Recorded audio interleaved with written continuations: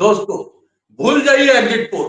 जितने TV channel, जितनी एजेंसियां, सर्वे एजेंसियां, जिन्होंने भी आपको जो कुछ भी बताया है, लोकसभा चुनाव की तरह एक बार फिर से चैनल फॉर न्यूज इंडिया जो एग्जिट पोल आपको बताने जा रहा है, वो ग्राउंड से लगातार लोगों से बातचीत करके, सर्वे करके, लोगों से, मतदाताओं से पूछकर, उनके मन को जानते हुए, और पिछले करीब 6 महीने से हम लोग जिस तरह से ग्राउंड पे लोगों से बातचीत कर रहे हैं, उसके आधार पे एक आंकड़ा देने जा रहे हैं। बड़ा महत्वपूर्ण आंकड़ा है। आज पोलिंग खत्म हो गई है। लगातार 16 अगस्त के बाद से जिस तरह से हरियाणा में चुनाव प्रचार का एक दौर चला, मुद्दे उठाए गए और उन मुद्दों के बीच में जो है काउंटर करने का सिलसिला चलता रहा। तमाम पार्टियों ने ताकत झोंकी। लोकसभा चुनाव के बाद जिस तरह से माहौल बनता हुआ दिख रहा था, उसमें भारतीय जनता पार्टी और कांग्रेस के बीच में सीधा मुकाबला होता हुआ दिख रहा था। इसी को ध्यान में रखते हुए हम लोगों ने भी प्रयास किया, हम लोगों ने भी लोगों के बीच में जाके जानने की कोशिश की कि आखिर हरियाणा का मूड क्या है, हरियाणा के लोगों का मिजाज क्या है, वो चाहते क्या है। और इस बार जो हम लगातार बात करते आ रहे थे, लोकसभा चुनाव में भी जो हमने आंकड़े दिए थे, उसमें भी आप याद कीजिएगा, हमने यही टाइटल दिया था कि भूल जाइए एग्जिट पोल, हम जो आंकड़े बताएंगे उस पर ध्यान दीजिएगा। और उस समय भी हमने बताया था कि 10 में से 5 लोकसभा सीटों पर कांग्रेस आगे चल रही है और जीत सकती है, और 10 में से 5 भारतीय जनता पार्टी जीत सकती है। और हमने सीटें भी बताई थी। ये बहुत कम होता है जब सीटें बताई जाती है। हमने आपको बताया था कि लोकसभा की कौन सी 5 सीटें कांग्रेस जीतने जा रही है और कौन सी 5 सीटें भारतीय जनता पार्टी जीतने जा रही है।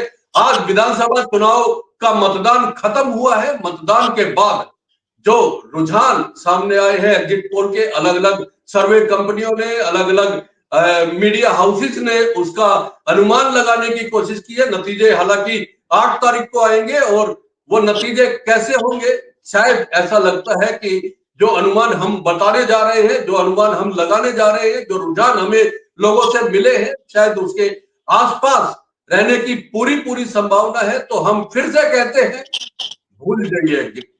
हम फिर से कहते हैं कि जो हम आंकड़ा बताने जा रहे हैं उस पर ध्यान दीजिए। और तमाम सर्वे एजेंसियों ने बताया है कि इस बार कांग्रेस की सरकार बनने जा रही है।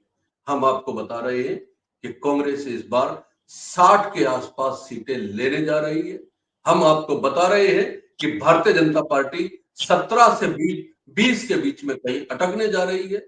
और इंडियन नेशनल लोकदल का भी थोड़ा सा ग्राफ बढ़ता हुआ दिखाई दे रहा है। इंडियन नेशनल लोकदल 1 से 3 सीटों के बीच में, एक भी हो सकती है, 2 भी हो सकती है, और 3 सीटें ले सकती है। बाकी निर्दलीयों के हिस्से में आती हुई दिखाई दे रही है। इस पूरे चुनाव में जननायक जनता पार्टी का कहीं कोई खाता खुलता हुआ नहीं दिख रहा है। आम आदमी पार्टी का कहीं कोई खाता दिखता हुआ खुलता हुआ नहीं दिख रहा है। और आज की ये चर्चा बेहद महत्वपूर्ण है। महत्वपूर्ण इसलिए है क्योंकि सबने बताया किसकी कितनी सीटें आ रही है। हम बता रहे हैं किस जिले से, किस सीट पर कौन सी पार्टी कौन सी सीट जीतने जा रही है। ये बेहद महत्वपूर्ण है।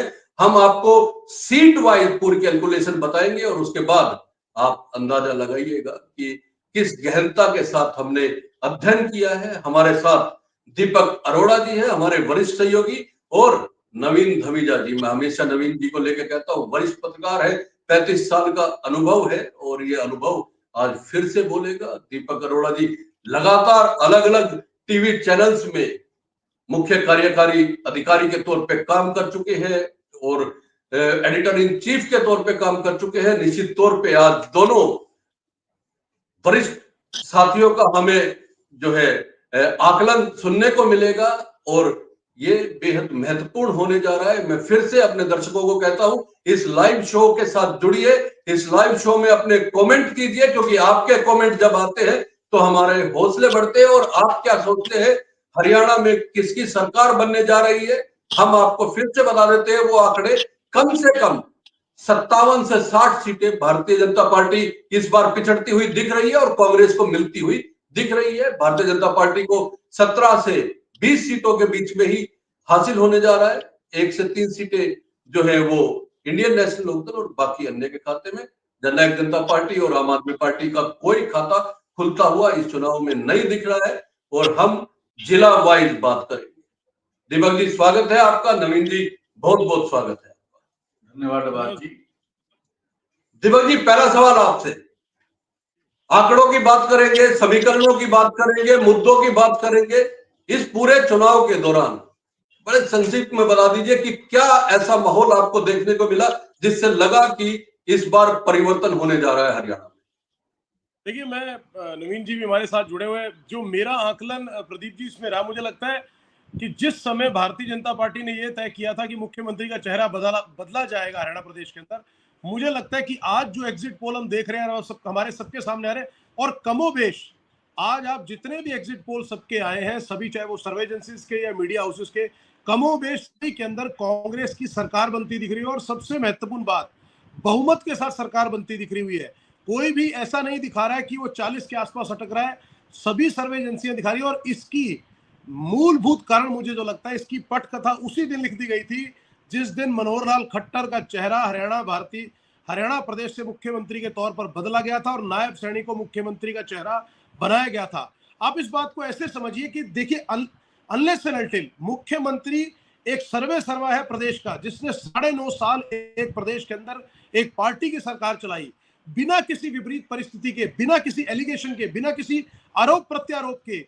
आमतौर पर देखा जाता है कि कभी कोई मुख्यमंत्री का चेहरा बदला जाता है तो या तो वो किसी वाद विवाद में फंसे हुए हैं, उन पर कोई गंभीर आरोप लगे हैं, तो सरकार को लगता है कि अपनी साख बचाने के लिए मुख्यमंत्री का चेहरा बदलना चाहिए ताकि उसकी भरपाई करते हुए एक ठीक मैसेज दिया जाए। लेकिन भारतीय जनता पार्टी ने जो किया उस समय, आप याद कीजिए, जिस समय यह अनाउंसमेंट हुई थी कि मनोहर लाल खट्टर का चेहरा बदला जाएगा, उससे ठीक 1 से 2 दिन पहले गुड़गांव के अंदर एक बहुत बड़ा आयोजन हुआ था, एक रैली का आयोजन हुआ था जिसमें नरेंद्र मोदी ने उसको संबोधित किया था।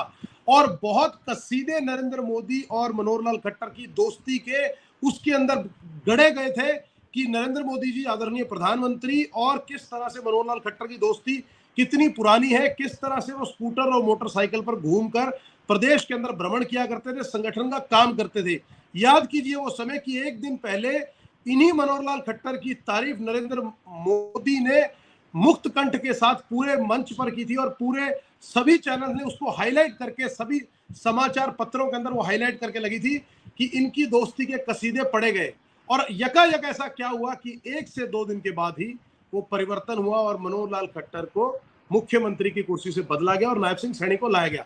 अब आप इसका एहसास समझिए कि जो कार्यकर्ता है उनका मनोबल उसी दिन गिर गया जब उनको यह एहसास हुआ कि मनोहर लाल खट्टर को मुख्यमंत्री की तरफ से चेहरा बदलकर नायब सिंह सैनी के लिए, पहली बात तो यह कि किसी को ये आभास नहीं था कि मनोहर लाल खट्टर का चेहरा बदला जाएगा, और दूसरा, नायब सिंह सैनी के लिए भी किसी ने सपने में नहीं सोचा था कि नायब सिंह सैनी को मुख्यमंत्री बनाया जा सकता है। वो जो इसको इस तरह भी देखा जा सकता है दीपक जी कि भारतीय जनता पार्टी उस एंटी इनकम्बेंसी को पहचान गई थी, लोगों की नाराजगी को पहचान गई थी, इसी की वजह से मनोहर लाल खट्टर का चेहरा बदला गया, नायब सिंह सैनी को लाया गया।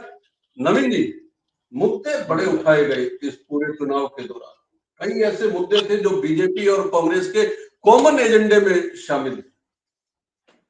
देखिए, इसमें कोई शक वाली बात नहीं टबास जी। इस बार मुद्दों की हम बात करें तो किसान, जवान और पहलवान का मुद्दा छाया रहा जी। ये 3 बड़े मुद्दे थे और ये एंटी इनकम्बेंसी के बड़े फैक्टर थे जिसे कांग्रेस प्रमुखता से उठा रही थी जी। भारतीय जनता पार्टी के पास अपनी उपलब्धियों के नाम पर कुछ नहीं था। वो जो अपनी कमियां थी उसी कमियों को वो बार बार गिनवा करके अपनी उपलब्धि के रूप में बता रही थी और ये कह रही थी अगली बार हमारी सरकार आई तो हम इनको ये सुविधाएं देंगे, उनको ये लाभ देंगे जी। और हम आप ये देखें, कांग्रेस ने जिस दिन अपना संकल्प पत्र उन्होंने जारी किया, उन्होंने कहा हम महिलाओं को 2000 रुपए प्रति माह देंगे। भारतीय जनता पार्टी ने उसे 2100 रुपए करके कहा कि हम 2100 रुपए देंगे। उन्होंने कहा हम 2 लाख नौकरियां देंगे। भारतीय जनता पार्टी ने भी कहा हम 2 लाख नौकरियां देंगे। अरे भारतीय जनता पार्टी सरकार तो 10 साल शासन में रही, केंद्र में भी, हरियाणा में भी, तब 2 लाख नौकरियां क्यों नहीं दी? इसका मतलब 2 लाख पद तो खाली पड़े थे, उन्होंने वो नौकरियां नहीं दी। उन्होंने बात करी कांग्रेस ने कि हम 500 रुपए का गैस सिलेंडर देंगे। भारतीय जनता पार्टी ने भी कहा, भारतीय जनता पार्टी ने तो 1200 रुपए का, 1100 रुपए का गैस सिलेंडर कर दिया, वो 500 रुपए की बात कर रहे थे। महंगाई अपने चरम पे थी। तो अनेक ऐसे मुद्दे थे और जब भारतीय जनता पार्टी के पास कोई और मुद्दा नहीं था तो उन्होंने कांग्रेस की गुटबाजी, उन्होंने शैलजा और भूपेंद्र हुड्डा की लड़ाई को एक बड़ा मुद्दा बनाया कि वो आपस में लड़ रहे हैं। तो दलित वोटों को लेकर के उन्होंने बिखराव करने की कोशिश की। उनको लगा कि दलित वोट अगर हम इस मुद्दा बना करके अगर हम कांग्रेस से दलित वोट अपने यहाँ ट्रांसफर कर लें तो उसका हमें फायदा होगा।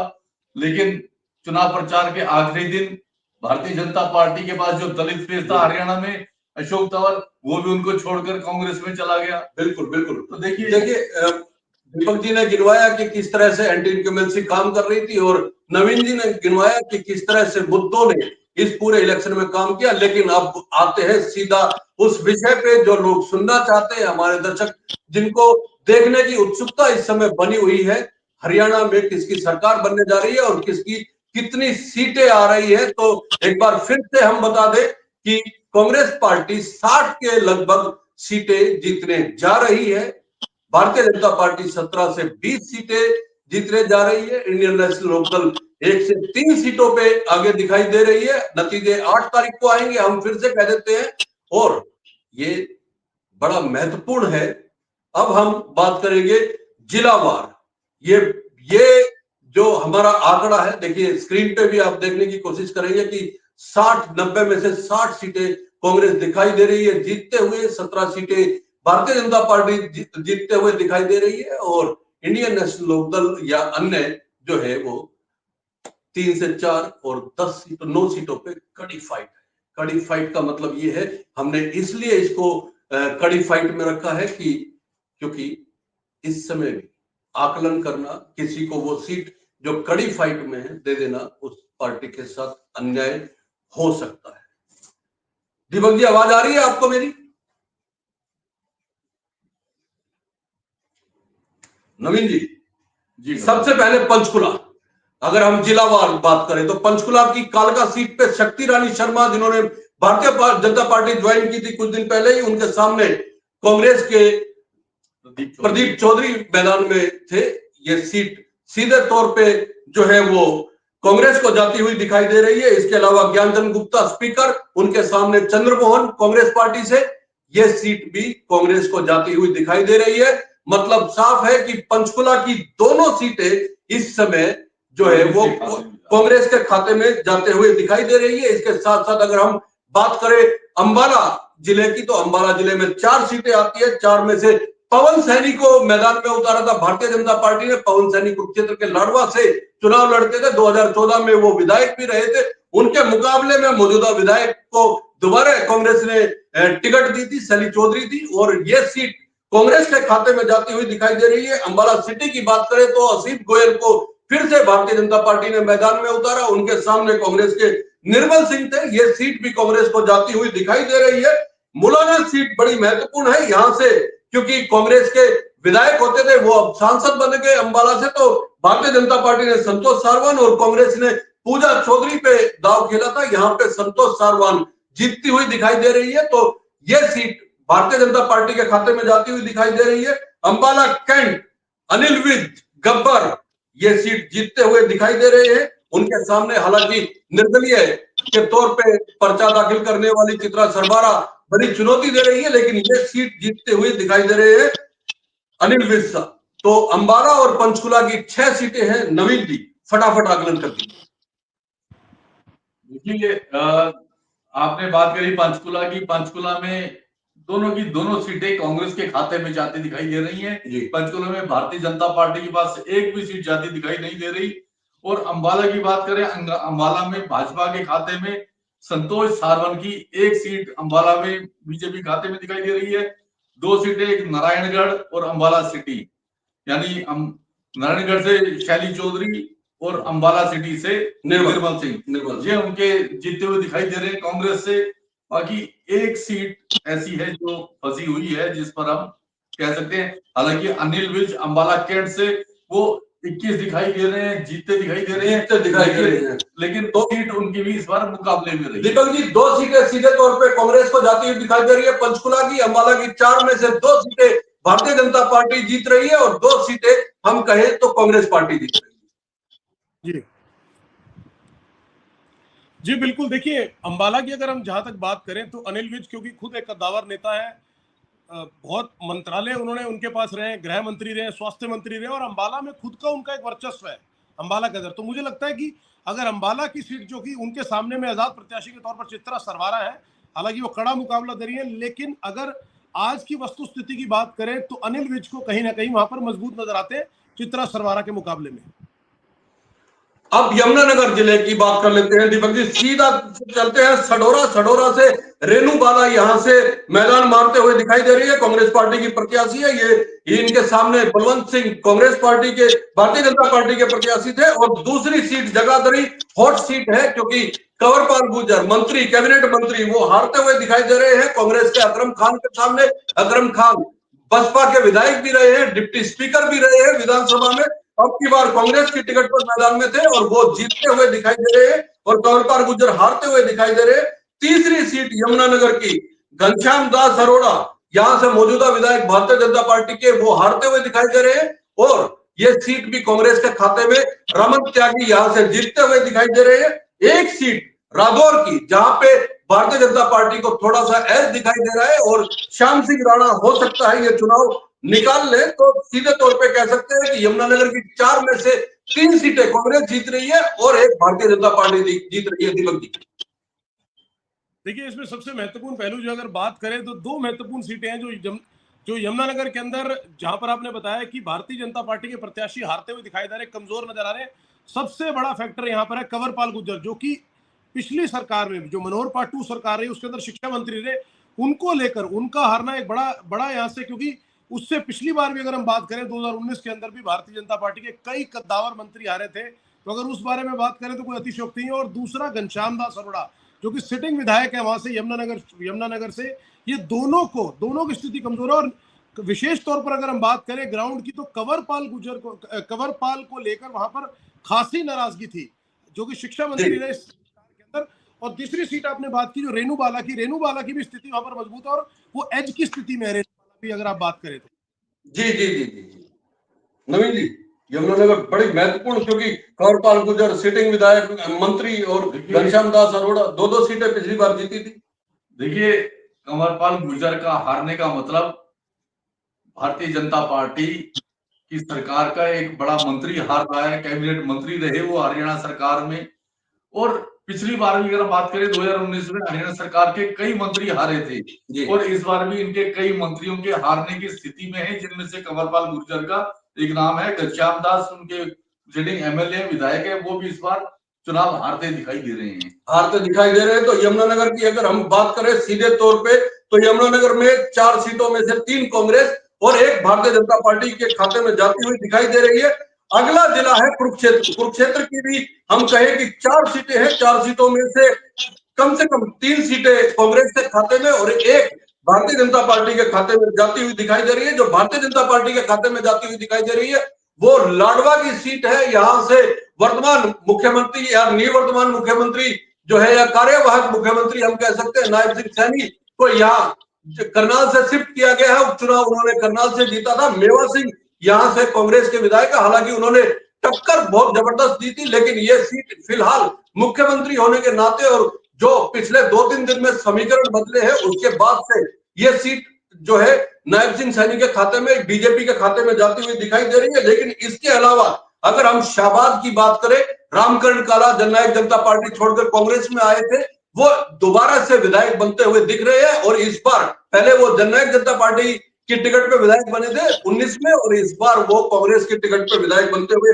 दिख रहे हैं। थानेसर की सीट मात्र कुछ वोटों से अशोक अरोड़ा 2019 में हारे थे, इस बार जीतते हुए दिखाई दे रहे हैं। इसके अलावा पेहवा मंदीप चट्टा यहां से चुनाव जीतते हुए दिखाई दे रहे हैं। उनके सामने जय भगवान डीडी जो जननायक जनता पार्टी में रहे, भारतीय जनता पार्टी में आ गए, वो कई चुनाव इधर उधर होके लड़ चुके हैं, लेकिन वो हारते हुए दिखाई दे रहे हैं और कांग्रेस के मंदीप चट्टा ये सीट जीतते हुए दिखाई दे रहे हैं। तो हम कुरुक्षेत्र की 4 सीटों की अगर बात करें तो सिर्फ एक लाडवा को छोड़ के 3 सीटें जो है वो कांग्रेस के खाते में जाती हुई दिखाई दे रही है। दीपक जी, जी बिल्कुल सही आकलन है प्रदीप जी। देखिए, अगर हम बात करें लाडवा की, तो क्योंकि वहां पर निवर्तमान जो मुख्यमंत्री है, कार्यवाहक मुख्यमंत्री, क्योंकि मुख्यमंत्री जहां से भी लड़ता है वहां एक अलग वर्चस्व, अलग प्रभाव रहता है, अपना उनका एक इन्फ्लुएंस है, तो उसके लिए केवल एक वो कारण आप मान सकते हो कि लाडवा से नायब सिंह सैनी खुद अपनी सीट निकालते हुए दिखाई दे रहे। अगर हम बात करें बाकी 3 सीटों की, जो आपने बात की, शाहबाद की बात की, थानेसर की बात की और पिहोवा की बात की, अगर आप शाहबाद की बात करते हो तो रामकरण काला, बिल्कुल सही कहा आपने, क्योंकि जननायक जनता पार्टी से पिछली बार वो चुनाव लड़े थे और जीते थे, लेकिन उनकी स्थिति कमोबेश ठीक थी, बट वो क्योंकि अपनी कुछ चीजों के चलते उन्होंने जननायक जनता पार्टी से किनारा किया चुनावों से पहले और कांग्रेस पार्टी में शामिल हुए, और कांग्रेस पार्टी में शामिल होने का उनको पूरा फायदा भी मिला कि कांग्रेस पार्टी ने उन पर विश्वास व्यक्त किया और उनको टिकट दिया, और वो निश्चित तौर पर मजबूत स्थिति में नजर आते हैं शाहबाद से, और वो जीतते हुए चुनाव दिखाई दे रहे हैं। अब बात करते हैं जो, अगर कुरुक्षेत्र की बात करें, अगर लाडवा के बाद जो सबसे हॉट सीट अगर कह सकते हैं, जहां पर करंट में या वर्तमान में जो मंत्री सुभाष सिद्धा, जिनको अभी एक्सपेंशन हुई थी तो वहां पर उनको मंत्री बनाया गया था, और अशोक अरोड़ा जो कि एक दिग्गज नेता है, एक पंजाबी बिरादरी से संबंध रखने वाले वर्चस्व वाले नेता है, इंडियन नेशनल लोकदल में भी रहे, तो बड़े लंबे समय तक उसमें पहले मंत्री रहे, फिर उसके बाद बड़े लंबे समय तक वो इंडियन नेशनल लोकदल के पार्टी के अध्यक्ष रहे, प्रदेशाध्यक्ष। लेकिन 2019 में जब वो कांग्रेस पार्टी में शामिल हुए थे, तो आपने बिल्कुल सही कहा, लगभग मुझे लगता है 600 के आसपास के वोटों से, बड़े ही नैरो मार्जिन से सुभाष सुधा से चुनाव हारे थे। लेकिन इस बार स्थिति विपरीत है, सुभाष सुधा को लेकर कुछ नाराजगी भी वहां पर है कि लोगों के काम नहीं हुए, जिसका सीधा फायदा अशोक अरोड़ा को मिलते हुए दिख रहा है। और अशोक अरोड़ा जो कि भूपेंद्र सिंह हुड्डा के करीबी भी माने जाते हैं, कांग्रेस की सरकार बनती है तो कोई इसमें अतिशयोक्ति नहीं होगी कि आप अशोक अरोड़ा अगर बनती है कांग्रेस पार्टी की सरकार, तो अशोक अरोड़ा को आप मंत्रिमंडल के अंदर भी जरूर देखेंगे अगर वो चुनाव जीते हैं तो। बात करते हैं नवीन जी, चार में से 3 सीटें कांग्रेस, एक भारतीय जनता पार्टी को। जी बिल्कुल, जैसे अभी दीपक जी ने कहा कि मुख्यमंत्री का अपना एक कद होता है। मुख्यमंत्री देखिए, नायब सिंह सैनी सिटिंग सीएम है और भारतीय जनता पार्टी ने कहा है अगर तीसरी बार उनकी सरकार बनी तो नायब सिंह सैनी दोबारा से सीएम होंगे, उनके फेस हैं। तो जब कोई मुख्यमंत्री का कैंडिडेट होता है या खुद मुख्यमंत्री जो सिटिंग सीएम है, तो उसकी सीट आमतौर पे वो आमतौर पे हारता हुआ कम नजर आता है। उसको हमेशा जनता जिताती है क्योंकि उनको लगता है उनका मुख्यमंत्री है। तो नायब सिंह सैनी लाडवा से इसलिए जीतते हुए दिखाई दे रहे हैं। हालांकि इस बार वो फाइट में उनके लिए सीट इतनी आसान नजर नहीं आ रही थी, उन्हें खुद फाइट में रहना पड़ा। अब ये देखिए, भारतीय जनता पार्टी के स्टार प्रचारकों में नायब सिंह सैनी रहे, लेकिन उन्हें अपने चुनाव प्रचार के अंतिम दौर में हेमा मालिनी को अपने चुनाव प्रचार के लिए बुलाना पड़ा, यानी उनको अपने जीत के लिए हेमा मालिनी का सहारा लेना पड़ा।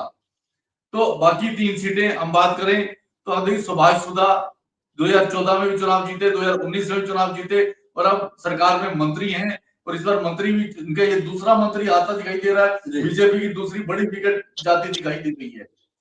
अब तीसरे जो सबसे महत्वपूर्ण जिला है, जहां एक सीट ऐसी है जहां हमेशा निर्दलीय जीतते आ रहे हैं, पिछले 25-30 सालों से निर्दलीय यहां से जीतते आ रहे हैं। हम कैथल जिले की बात कर रहे हैं। कैथल जिले की अगर बात करें तो सबसे पहले बात करेंगे पुंडरी सीट की, क्योंकि पुंडरी में भारतीय जनता पार्टी ने सतपाल जामा को मैदान में उतारा था और सुल्तान जडोला जो है यहां से कांग्रेस की टिकट पे मैदान में थे। लेकिन इस बार फिर से पुंडरी अपने आप को दोहराने जा रहा है, अपने इतिहास को दोहराने जा रहा है, और सतबीर भाना यहां से निर्दलीय के तौर पे हो सकता है कि चुनाव जीते। इस तरह के समीकरण, इस तरह की जो सर्वे के दौरान, हमारी बातचीत के दौरान जो चीजें सामने आई थी, उसमें सतबीर भाना जो है निर्दलीय के तौर पे यहां से जीतते हुए दिखाई दे रहे हैं। इसके अलावा कैथल से रणदीप सुरजेवाला के बेटे आदित्य सुरजेवाला, यहां से लीलाराम गुर्जर जो भाजपा के प्रत्याशी है, उनको हराते हुए दिख रहे हैं। लीलाराम गुर्जर ने 2019 में रणदीप सुरजेवाला को हराकर यह सीट जीती थी।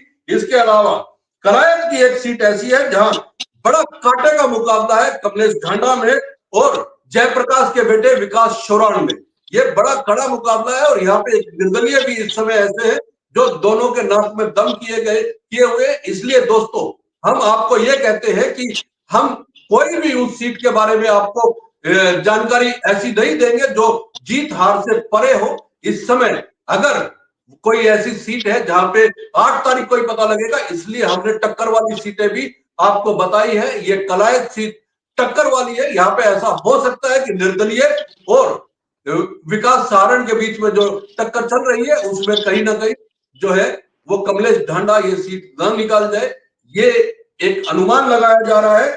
और बूला जो सबसे महत्वपूर्ण सीट है, यहाँ पर राम रहीम को जो पैरोल पे छोड़ा गया है, उसके बाद कुछ उलटफेर होता हुआ दिख सकता है, लेकिन देवेंद्र हंस कांग्रेस के अभी तक जीतते हुए दिख रहे हैं। 8 तारीख को जब नतीजे आएंगे उसके बाद पता चलेगा जो कुलवंत बाजीगर है भारतीय जनता पार्टी के टिकट पे, क्या राम रहीम को जो जेल से कुछ समय के लिए पैरोल पे बाहर निकाला गया है उसका कुछ असर हुआ भी है या नहीं हुआ है।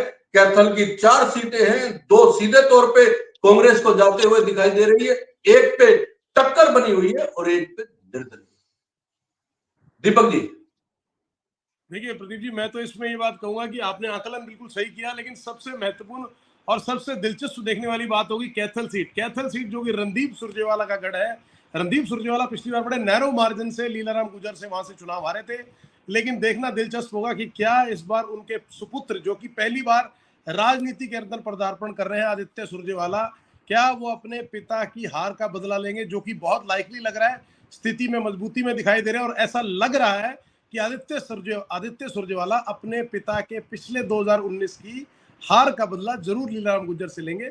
और बाकी जो आपने आकलन, कलायत, बिल्कुल आपने वही सही बात कही कि कलायत में बिल्कुल फाइट ऐसी है कि ऊंट किसी भी करवट बैठ सकता है, तो देखना दिलचस्प होगा। उसके ऊपर बिल्कुल विश्वास से नहीं कहा जा सकता कि ऊंट किस पाले में बैठेगा, तो देखना दिलचस्प होगा। और बात आपने दूसरी की, और किस पाले में बैठेगा, ये दीपक जी ने सवाल उठाया। देखिए इसमें कोई शक वाली बात नहीं, 2 सीटें तो कैथल की, गुला और कैथल, ये 2 सीटें कांग्रेस के खाते में जाती दिखाई दे रही हैं। हालांकि रणदीप सुरजेवाला खुद मुख्यमंत्री के दावेदार रहे और आज भी वो कहीं ना कहीं मुख्यमंत्री के दावेदार हैं। उनका बेटा आदित्य सुरजेवाला चुनाव मैदान में और वो जीतता हुआ दिखाई दे रहा है। वहीं कमलेश ढांडा, मुझे लगता है कलायत से उनकी हालत बहुत अच्छी नहीं है, हालांकि वो फाइट में है। और विकास सारंग मुझे लगता है यहाँ से मजबूत नजर आ रहे हैं, लेकिन फाइट वहां पर जबरदस्त है, हो कुछ भी सकता है, क्योंकि निर्दलीय इनके आपस में इनका खाता बिगाड़ सकते हैं, आप गुना भाग उससे बिगड़ सकता है। लेकिन फिर भी विकास सारंग मुझे लगता है वहां 21 नजर आ रहा है। अच्छा, 9.5 साल सीएम सिटी रही करनाल जिले की, हम बात कर लेते हैं, करनाल की बात कर लेते हैं। इस बार मनोहर लाल साहब वहां से नहीं है, लेकिन सीएम सिटी तो हाल फिलहाल तक वो है, क्योंकि नायब सैनी यहां से उपचुनाव जीत के सीएम के तौर पे मौजूद है, चाहे वो कार्यवाहक सीएम के तौर पे है। तो सीधे तौर पे अगर करनाल की बात करें तो भारतीय जनता पार्टी ने जगमोहन आनंद को उतारा है और सुमिता विर्क को, जो जट सिख भी है, उनको कांग्रेस ने टिकट दिया इस बार। तो ये सीट बड़ी फंसी हुई लग रही है। ऐसा लग रहा है कि शायद Bharatiya Janata party CM city बचा ना पाए। लेकिन आज की तारीख में अगर हम बात करें दोस्तों, हम फिर से कह रहे हैं कि जो सीटें इस समय भी फंसी हुई लग रही है, हम दूसरे एग्जिट पोल की तरह बिल्कुल ऐसा नहीं करेंगे कि वो सीट किसी और के खाते में डाल दिया जाए, ऐसा नहीं। 8 तारीख को नतीजे आएंगे, उसके बाद पता चलेगा। लेकिन अगर करनाल की हम दूसरी सीटों की बात करें, नीलोखेड़ी की अगर हम बात करें, तो यहाँ पे भगवान दास कबीर पंथी जीतते हुए दिखाई दे रहे हैं, भारतीय जनता पार्टी के प्रत्याशी है।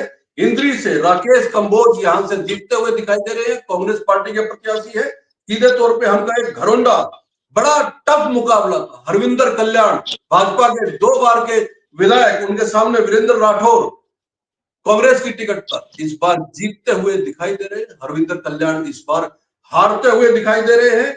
और असंध से शमशेर गोगी, जिनके हक में राहुल गांधी ने रैली भी की थी, शमशेर गोगी इस बार जीतते हुए दिखाई दे रहे हैं। तो अगर हम करनाल सीट की बात करें तो यहां पर सीधे सीधे 3 सीटें कांग्रेस जीतती हुई दिखाई दे रही है, एक टफ फाइट में है और एक भारतीय जनता पार्टी के खाते में जाती हुई दिखाई दे रही है। दीपक जी। जी बिल्कुल प्रदीप जी, देखिए दिलचस्प मुकाबला तो करनाल शहर का है, क्योंकि मनोहर लाल खट्टर का होम सिटी रहा है, सीएम सिटी रहा, इतने साल तक रहा।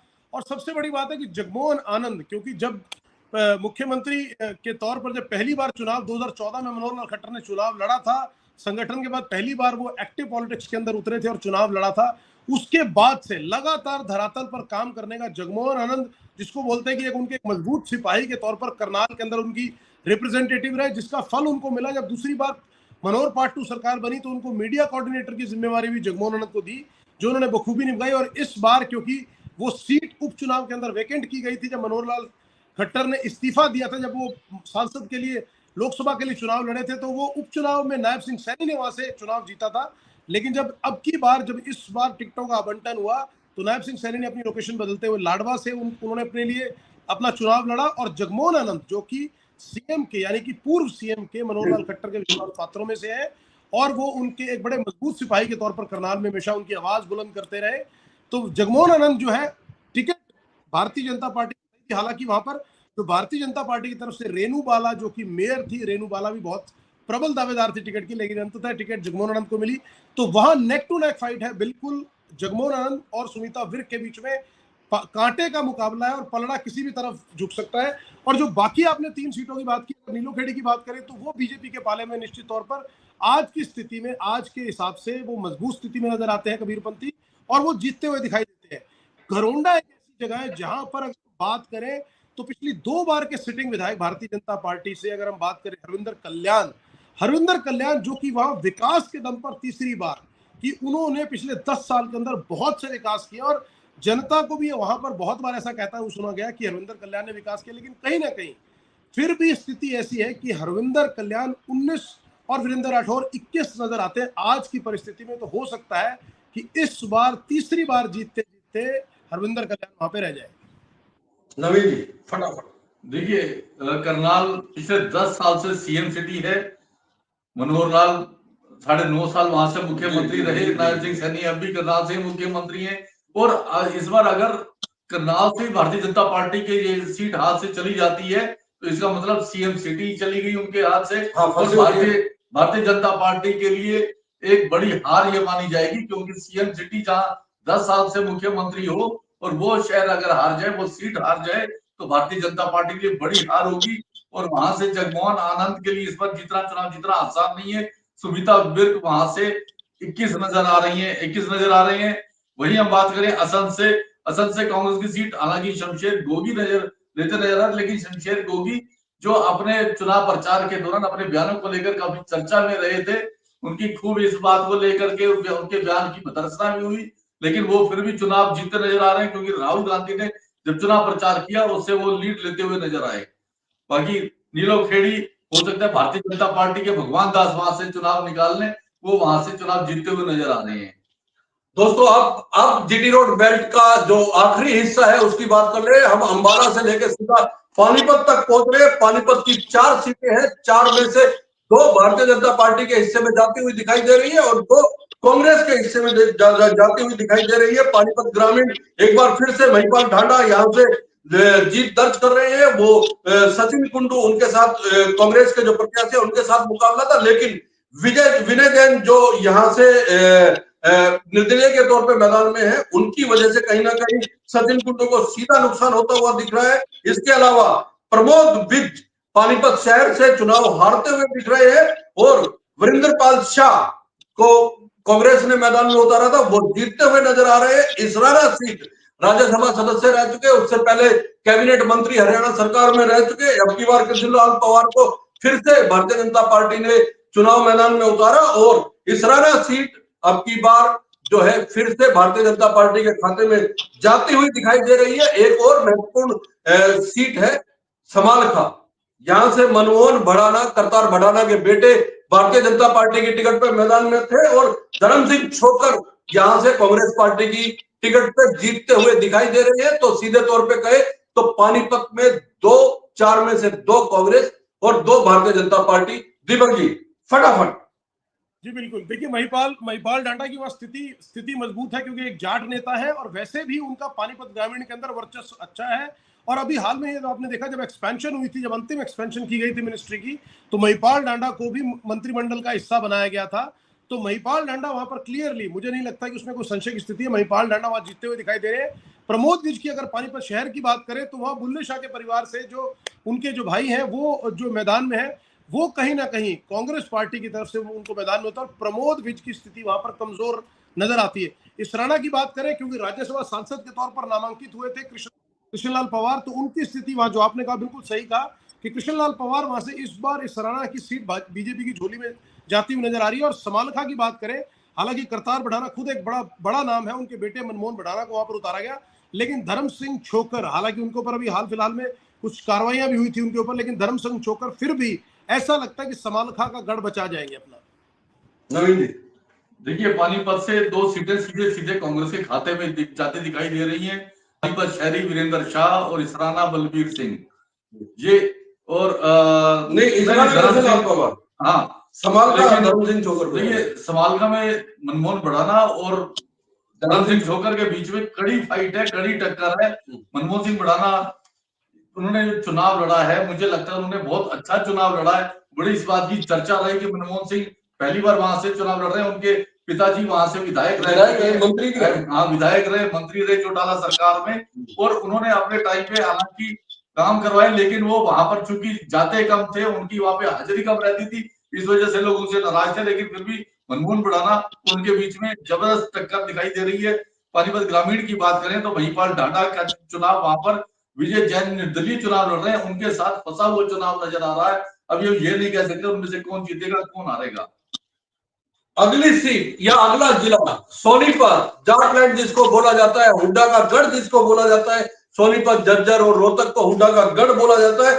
यहाँ एक एक सीट का आकलन कर लेते हैं। सबसे पहले गन्नौर की बात कर लेते हैं। देवेंद्र कौशिक, जो रमेश कौशिक पूर्व सांसद होते थे सोनीपत से, उनके भाई को टिकट दी गई भारतीय जनता पार्टी की ओर से, और एक बार फिर से कुलदीप शर्मा पे विश्वास जताया कांग्रेस पार्टी ने। लेकिन यहाँ पे देवेंद्र कादियान, जो निर्दलीय के तौर पे मैदान में थे, उनको वो भारतीय जनता पार्टी की टिकट मांग रहे थे, लेकिन टिकट नहीं मिली। यहाँ पे चुनाव जीतते हुए सीधे तौर पे नजर आ रहे हैं। वो बड़े बड़े धुरंधरों को इस बार पछाड़ते हुए नजर आ रहे हैं।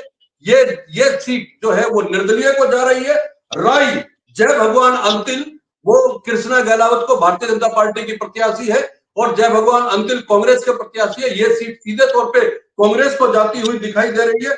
सोनीपत सीट की हम अगर बात करें तो सोनीपत सीट इस बार बड़ी फंसी हुई टक्कर की सीट है। तो इसका आकलन हम 8 तारीख को बैठकर करेंगे कि कौन ये सीट जीत रहा है। निखिल मदान भारतीय जनता पार्टी के प्रत्याशी हैं, जो कांग्रेस में मेयर होते थे, उसके बाद उन्होंने कांग्रेस छोड़ी और भारतीय जनता पार्टी ज्वाइन की थी। और मौजूदा विधायक जो जेल से जिन्होंने पर्चा भरा था, उसके बाद उनका जो उनके मुकदमे ईडी की ओर से लगाए गए थे, वो कोर्ट की ओर से रद्द कर दिए गए थे। सुरेंद्र पवार वो कांग्रेस की टिकट पे मैदान में है। राहुल गांधी ने उनके हक में रैली भी की थी, लेकिन वो रैली कितनी कामयाब होगी ये 8 तारीख को, क्योंकि इसका हम आकलन इसलिए नहीं कर रहे हैं दोस्तों, हम वो पत्रकारिता करते हैं जिसमें सूचना किसी भी सूरत में जो है, वो आकलन किसी भी सूरत में ऐसा ना हो कि आप तक गलत पहुंचे। खरखोदा, पवन खरखोदा जननायक जनता पार्टी के होते थे, उसके बाद भारतीय जनता पार्टी ज्वाइन की, बीजेपी ने उनको खरखोदा से मैदान में उतारा। उन्होंने चुनाव भी अच्छे से लड़ा, लेकिन मौजूदा विधायक कांग्रेस के जयवीर वाल्मीकि यहां से जीतते हुए दिखाई दे रहे हैं। गोहाना जगबीर मलिक मौजूदा विधायक कांग्रेस के, वो जीतते हुए दिखाई दे रहे हैं। भारतीय जनता पार्टी की ओर से यहां से अरविंद शर्मा को मैदान में उतारा गया था, और अरविंद शर्मा इस बार 2024 के लोकसभा चुनाव में दीपेंद्र हुड्डा से रोहतक लोकसभा सीट से हारे थे। 2019 का चुनाव उन्होंने दीपेंद्र हुड्डा को हरा के जीता था, लेकिन इस बार वो गोहाना से किस्मत आजमा रहे थे, लेकिन उनकी किस्मत शायद साथ नहीं देती हुई दिखाई दे रही है, और जयवीर वाल्मीकि यहां से जीतते हुए दिख रहे हैं। इसके अलावा बड़ौदा से देखिए, कांग्रेस की टिकट कपूर सिंह नरवाल मांग रहे थे, और कपूर सिंह नरवाल को जब टिकट नहीं मिली तो वो निर्दलीय के तौर पे खड़े हो गए थे। इंदू नरवाल जो है वो कांग्रेस की टिकट पे थे। या सीधा मुकाबला निर्दलीय और इंदू नरवाल के बीच में दिखाई दे रहा था, और इंदू राज नरवाल ये सीट जीतते हुए दिखाई दे रहे हैं। मतलब अगर कांग्रेस की हम बात, ये सोनीपत सीट की हम बात करें, 6 सीटें आती है, 6 में से 4 कांग्रेस जीतती हुई दिखाई दे रही है, एक जो है निर्दलीय जीतते हुए दिखाई दे रहे हैं, और एक पे कड़ी टक्कर है। दीपक जी, देखिए आपने पूरी मोटे तौर पर आपने पूरा आकलन कर दिया। मैं केवल 2 सीटों को लेकर इसमें अपना व्यू पॉइंट देना चाहूंगा। सबसे महत्वपूर्ण है गन्नौर सीट, जहां पर दिग्गज नेता खड़े हुए और उनके सामने एक ऐसा प्रत्याशी है जो भारतीय जनता पार्टी से ताल ठोक रहा था, टिकट के लिए टिकट की दावेदारी थी, उसको निराशा हाथ लगी। नाम है देवेंद्र कादियान। बात करें अगर वहां से तो कुलदीप शर्मा, जो कि एक दिग्गज नेता है, कांग्रेस पार्टी के अंदर दिग्गज नेता है, अपना वर्चस्व है उनका, अपनी लेगेसी है कुलदीप शर्मा की।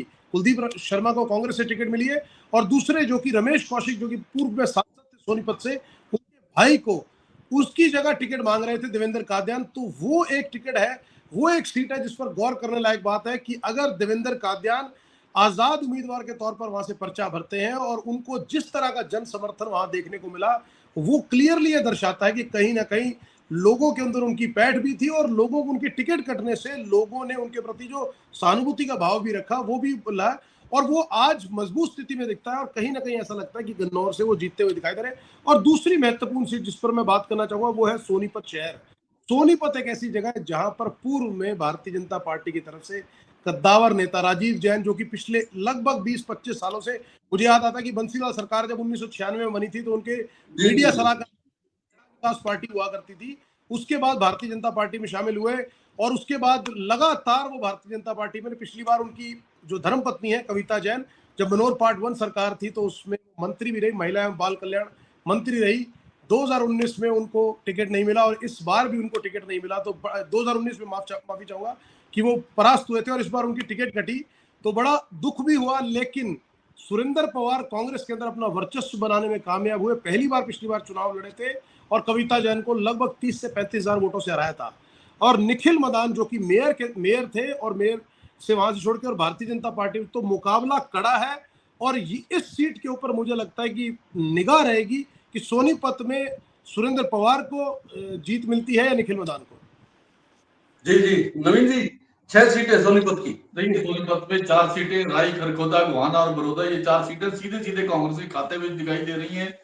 सोनीपत शहर की हम, सोनीपत मेन सीट की हम बात करें, जहां से कांग्रेस से आए भारतीय जनता पार्टी के पूर्व मेयर निखिल मदान ने भारतीय जनता पार्टी को चुनाव मैदान में उतारा और कांग्रेस से सुरेंद्र पवार जिनको ईडी ने गिरफ्तार कर लिया था। मुझे लगता है अगर ईडी ने गिरफ्तार नहीं किया होता या उन्हें जमानत समय से पहले मिल गई होती तो सुरेंद्र पवार निश्चित रूप से चुनाव जीत जाते, क्योंकि वो जेल में थे, ईडी ने उन्हें गिरफ्तार कर लिया था, वो चुनाव प्रचार नहीं कर पाए, उनका चुनाव इस वजह से ढीला रहा, इसलिए वहां पर वो टक्कर, वो फाइट में है चुनाव, नहीं तो वो वहां से चुनाव जीतते हुए दिखाई दे रहे थे। आज भी उनके साथ फाइट है, लेकिन चुनाव कौन जीतेगा ये कहना अभी मुश्किल है। निखिल मदान भी अपने आप में मजबूत नेता है, लेकिन कांग्रेस छोड़कर भारतीय जनता पार्टी में आए हैं, भारतीय जनता पार्टी की एंटी इनकम्बेंसी भी निखिल मदान के साथ है। जी जी जी, जींद बड़ा महत्वपूर्ण जिला है। जींद की अगर हम बात करें दीपक जी और नवीन जी, तो 5 सीटें जींद में आती है, जिसमें से सीधे तौर पे इस बार परिवर्तन होते हुए दिखाई दे रहा है। 5 में से 4 सीटें जो है कांग्रेस जीतते हुए दिखाई दे रही है और 1 सीट भारतीय जनता पार्टी के खाते में दिखाई दे रही है। जो 1 सीट है वो प्रॉपर जींद शहर की सीट है, यहाँ से कृष्णलाल बिड्डा चुनाव जीतते हुए दिखाई दे रहे हैं। लेकिन अगर हम जुलाना, जो इस समय हरियाणा की सबसे हॉट सीट कही जा सकती है, विनेश फोगाट यहाँ से मैदान में है।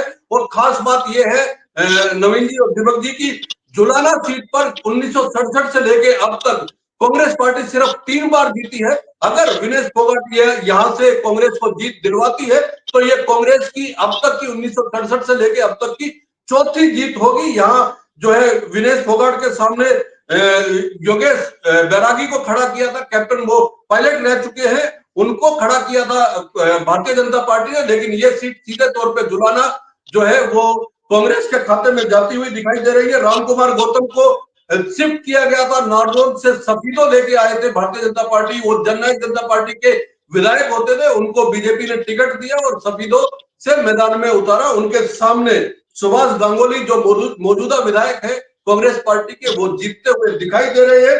इसके अलावा जो सबसे महत्वपूर्ण सीट है, जो सबसे हॉट सीट है, जिनमें 2 हॉट सीट है, वो है उचाना कला।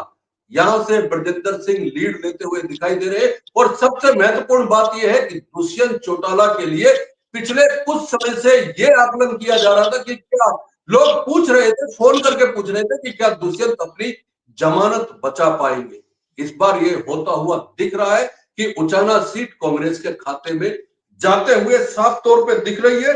नरवाना कृष्ण बेदी को भारतीय जनता पार्टी ने शिफ्ट किया, यहां से चुनाव लड़वाया, लेकिन ये सीट भी जो है कांग्रेस के खाते में सतबीर दबलेन यहां से जीतते हुए दिखाई दे रहे हैं। हालांकि विद्या रानी दलोदा इंडियन नेशनल लोकदल की, वो भी फाइट थी, फाइट यहाँ पे कांग्रेस और इंडियन नेशनल लोकदल के बीच थी।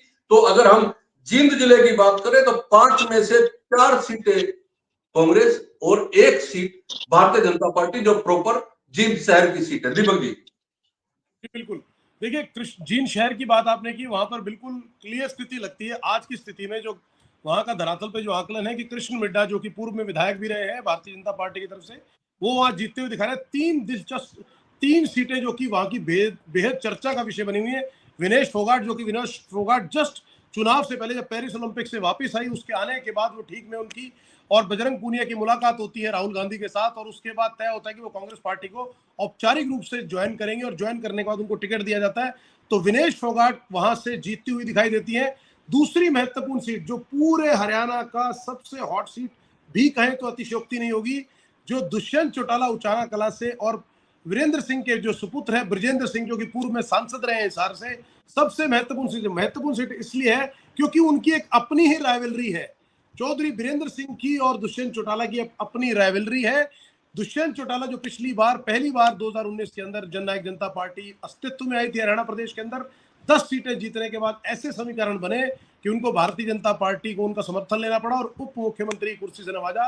बिल्कुल आपने सही बात की कि इस बार बार ये कयास लग रहे थे कि क्या दुष्यंत चौटाला 5 से 10,000 वोट भी ले जाएंगे या कितने वोट ले जाएंगे, इस तरह की बहुत सी चर्चाएं सुनने को मिली थी। मुकाबला दिलचस्प है, लेकिन ब्रजेंद्र सिंह वहां पर सीधे तौर पर जीतते हुए दिखाई दे रहे हैं। और रामकुमार गौतम, जो कि जननायक जनता पार्टी से पिछली बार नारनौल से विजयी हुए थे, कैप्टन अभिमन्यु, भारतीय जनता पार्टी के दिग्गज नेता, कद्दावर नेता, जो पूर्व में वित्त मंत्री ने, उनको हराकर वो जीते थे और उनको उम्मीद थी कि उसका उनको कुछ ना कुछ तोहफा भी मिलेगा। हालांकि उनको मंत्रिमंडल का हिस्सा नहीं बनाया गया था जननायक जनता पार्टी की तरफ से, और नाराजगी के चलते उन्होंने अंततः जेजेपी पार्टी को छोड़ा और भारतीय जनता पार्टी में शामिल हुए। लेकिन मुझे लगता नहीं कि शामिल होने के बाद वो इस बार कोई वहां पर कमाल कर पाएंगे, और वो भी कमजोर स्थिति में नजर आते हैं।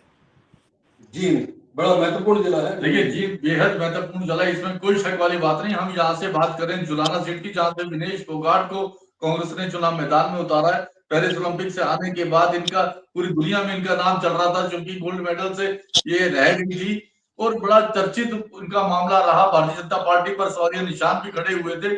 लेकिन अगर हम देखें, कांग्रेस ने जहां विनेश फोगाट को टिकट दी है, वहीं जजपा ने अमरजीत सिंह ढांडा को और इनेलो ने सुरेंद्र लाटरे को टिकट दी है। ये तीनों ही यहाँ पर जाट हैं। आप इस बात को अगर हम देखें तो जाट वोट यहाँ पर डिवाइड होता दिखाई दे रहा है, और भारतीय जनता पार्टी ने यहाँ से योगेश कुमार को चुनाव मैदान में उतारा है। तो देखिए, हालांकि विनेश फोगाट बड़ा चेहरा है, कांग्रेस की एक लहर है, भूपेंद्र सिंह हुड्डा का गढ़ है, लेकिन फिर भी अगर हम बात करें तो विनेश फोगाट भले 21 हो सकती है, लेकिन उनकी जीत पे मुझे लगता है कहीं ना कहीं डाउट दिखाई देता है।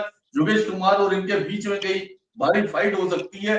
चुनाव पर जब रिजल्ट आएगा 8 तारीख को, उस दिन कंफर्म होगा कि अगर वो जीतती है विनेश फोगाट तो कितने वोटों से जीतती है। इसमें कोई शक नहीं, लाठरों के इतने गांव है वहां पर, और सुरेंद्र लाठर टक्कर भी दे रहे थे। अगला जिला अगर हम डिस्कस करने की कोशिश करें तो फतेहाबाद जिले में 3 सीटें आती है, टोहाना, फतेहाबाद और रतिया। टोहाना की सबसे महत्वपूर्ण इसलिए है कि टोहाना से देवेंद्र बबली भारतीय जनता पार्टी की टिकट पे यहां से चुनाव लड़ रहे हैं। उनके सामने कांग्रेस के परमवीर सिंह है। परमवीर सिंह 2019 में अपनी जमानत नहीं बचा पाए थे, लेकिन इस बार ये सीट देवेंद्र बबली हारते हुए दिखाई दे रहे हैं। जो मंत्री भी थे जननायक जनता पार्टी और बीजेपी सरकार में, वो हारते हुए दिखाई दे रहे हैं और परमवीर सिंह ये सीट निकालते हुए दिखाई दे रहे हैं। दूसरा नंबर रतिया का है। रतिया से सुनीता दुग्गल जो सांसद भी रही है, इस बार उनको टिकट कट गई थी उनकी, इस बार रतिया से मैदान में उतारा गया।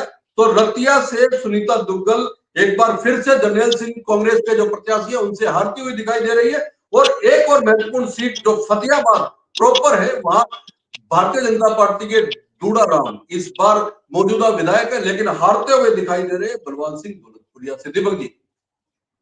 कुलदीप जी, देखिए, राजनीति एक ऐसी चीज है कि जिसमें समीकरण कब बदल जाए और आपको कैसे पासा पलट जाए, ये देखने को मिलता है। उसका अगर आपने जीवंत उदाहरण देखना है तो टोहाना की तरफ नजर करनी पड़ेगी। अगर पिछले चुनाव की बात करें तो सुभाष बराला को हराया था। सुभाष बराला जो कि एक बड़ा नाम है, प्रदेशाध्यक्ष थे उस समय वो भारतीय जनता पार्टी के।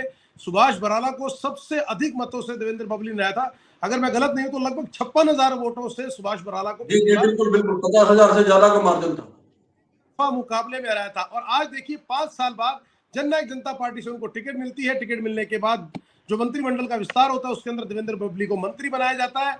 भारतीय जनता पार्टी में शामिल होते हैं, टिकट मिलती है, और परिस्थिति देखिए कि देवेंद्र बबली भारतीय जनता पार्टी से टिकट लेने के बाद हारते हुए दिखाई दे रहे। किस प्रत्याशी से? परमवीर सिंह से, जिनकी खुद की अपनी विरासत बड़ी मजबूत है, एक बड़े मजबूत राजनीतिक विरासत परमवीर सिंह रखते हैं, लेकिन दुर्भाग्य की बात कि 2019 में यही परमवीर सिंह अपनी जमानत बचाने में कामयाब नहीं हो पाए थे। वही परमवीर सिंह इस बार ऐसा लगता है कि देवेंद्र बबली, जिन्होंने पिछली बार प्रदेशाध्यक्ष भारतीय जनता पार्टी को बनाया था, उनको पटकनी दे देंगे। अब दूसरी सीट की बात करते हैं रतिया में। बड़ा ही दुर्भाग्यपूर्ण कहूंगा कि सुनीता दुग्गल, जो कि पहली बार सांसद बनी थी, एक अधिकारी थी, वहां से वॉलंटरी रिटायरमेंट लेकर अधिकारी के पद छोड़कर सिरसा से सांसद के लिए चुनाव लड़ती हैं, जीतती हैं, सांसद बनती हैं, और इस बार परिस्थिति ऐसी हो जाती है कि उनकी टिकट कट जाती है सिरसा लोकसभा के लिए। उनकी टिकट काट के हालांकि अशोक तंवर को दी गई थी, जो आम आदमी पार्टी से शामिल हुए थे, हालांकि वो भी हार गए वहां से।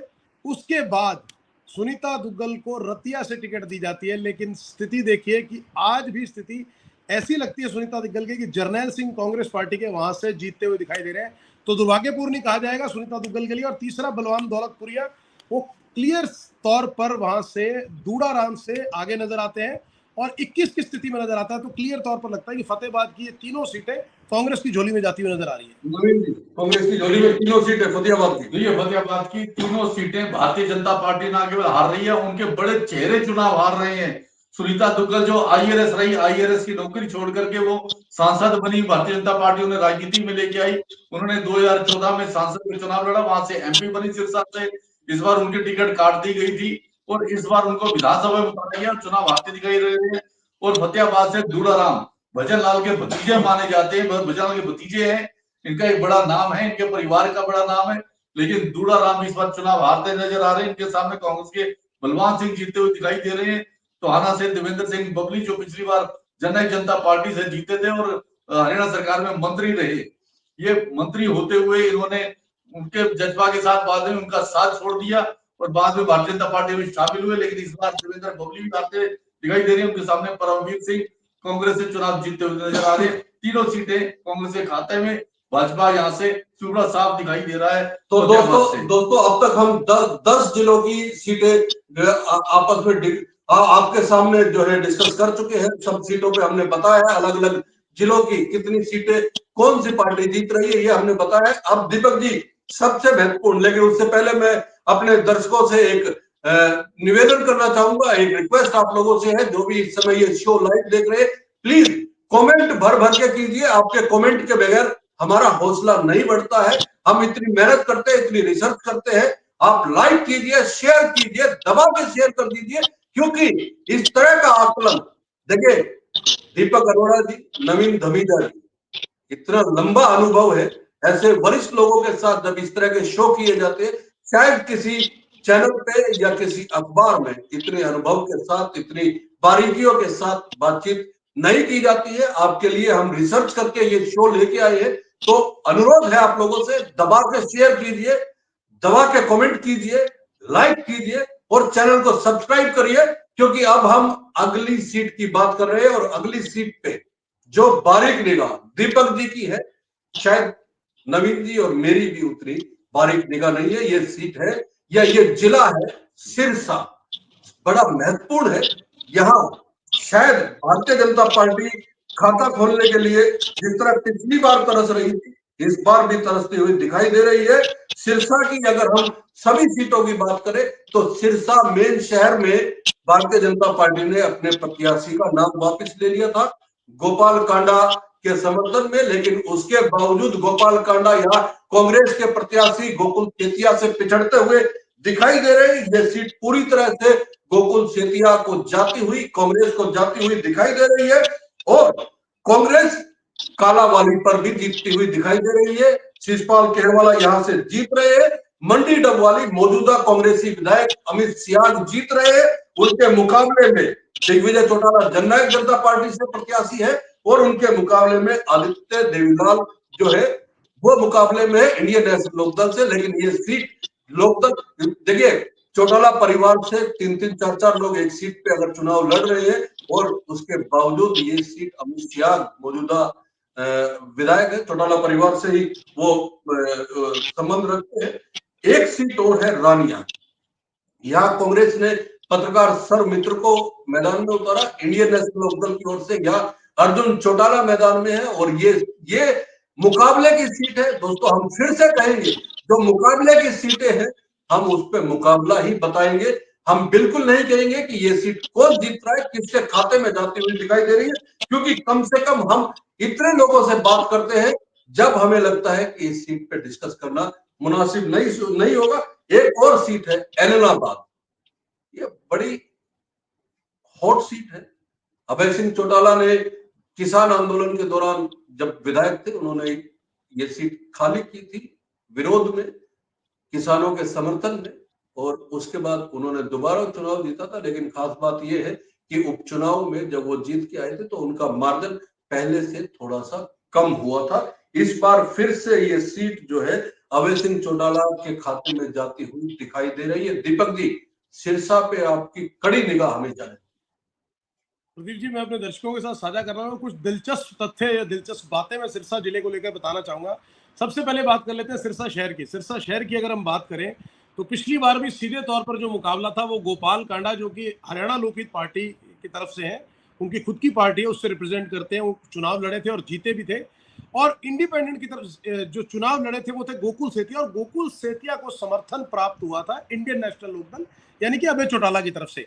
मुकाबला बेहद कड़ा था और बेहद दिलचस्प मुकाबला हुआ था, और मात्र 600 वोटों के मार्जिन से, अगर मैं गलत नहीं कह रहा हूं तो लगभग 600 वोटों के मार्जिन, 620 वोटों के मार्जिन से गोकुल सेतिया ये हारे थे। गोपाल कांडा गोकुल सेतिया को हराने में कामयाब हो गए थे। अब इसके साथ एक दूसरा महत्वपूर्ण जुड़ा हुआ पहलू देखिए आप, कि पिछली बार जहां पर इंडियन नेशनल लोकदल की तरफ से, जो कि क्योंकि सिरसा जिला को ही अगर देखा जाए तो चौटाला का या इनका गढ़ कहा जाता है, क्योंकि वहां पर इन्हीं की बेल्ट है और इन्हीं का वर्चस्व रहा है पिछले काफी सालों से। अब बात करते हैं दूसरी एलनाबाद सीट की, जो कि आपने चर्चा की कि एलनाबाद सीट की बात करते हैं। जब किसान आंदोलन के समर्थन के चलते हुए अभय चौटाला ने विधानसभा से इस्तीफा दिया था, और उसका जब बाय इलेक्शन हुआ था, आप याद करिए, दर्शकों से साझा करना चाहेंगे, जब बाय इलेक्शन हुआ तो बाय इलेक्शन में अभय चौटाला के अगेंस्ट खड़े हुए थे गोविंद कांडा। उनको भारतीय जनता पार्टी ने अपनी टिकट से अभय चौटाला के खिलाफ एलनाबाद से उतारा था, और एलनाबाद से 7,000 वोटों से अभय चौटाला ने गोविंद कांडा को हराकर दोबारा एमएलए वहां से बने थे, जो उपचुनाव हुआ था उसके अंदर।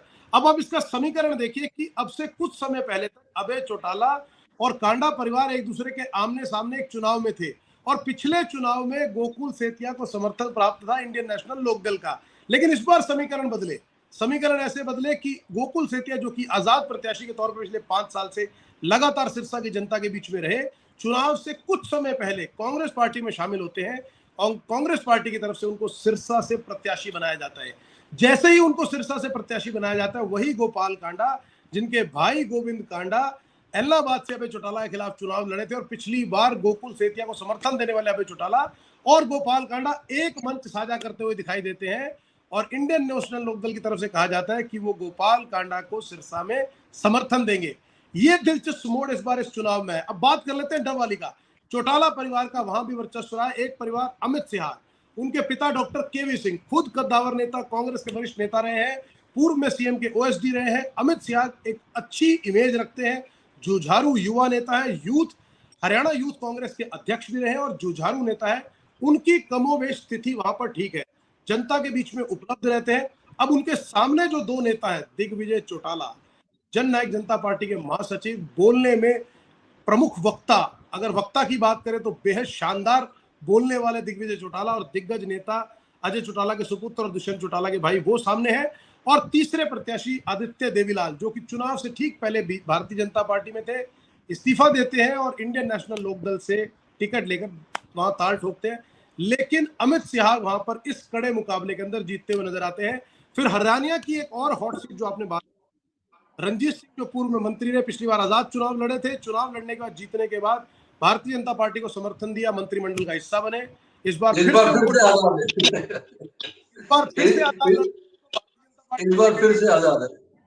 फिर से आजाद है और आजादी का प्रयास कर रहे हैं। उनके सामने दो युवा नेता, इंडियन नेशनल लोकदल से अभय चौटाला के सुपुत्र अर्जुन चौटाला, जो कि पिछली बार कुरुक्षेत्र से पिछली बार सांसद का चुनाव लड़े थे, वो हार गए थे वहां से।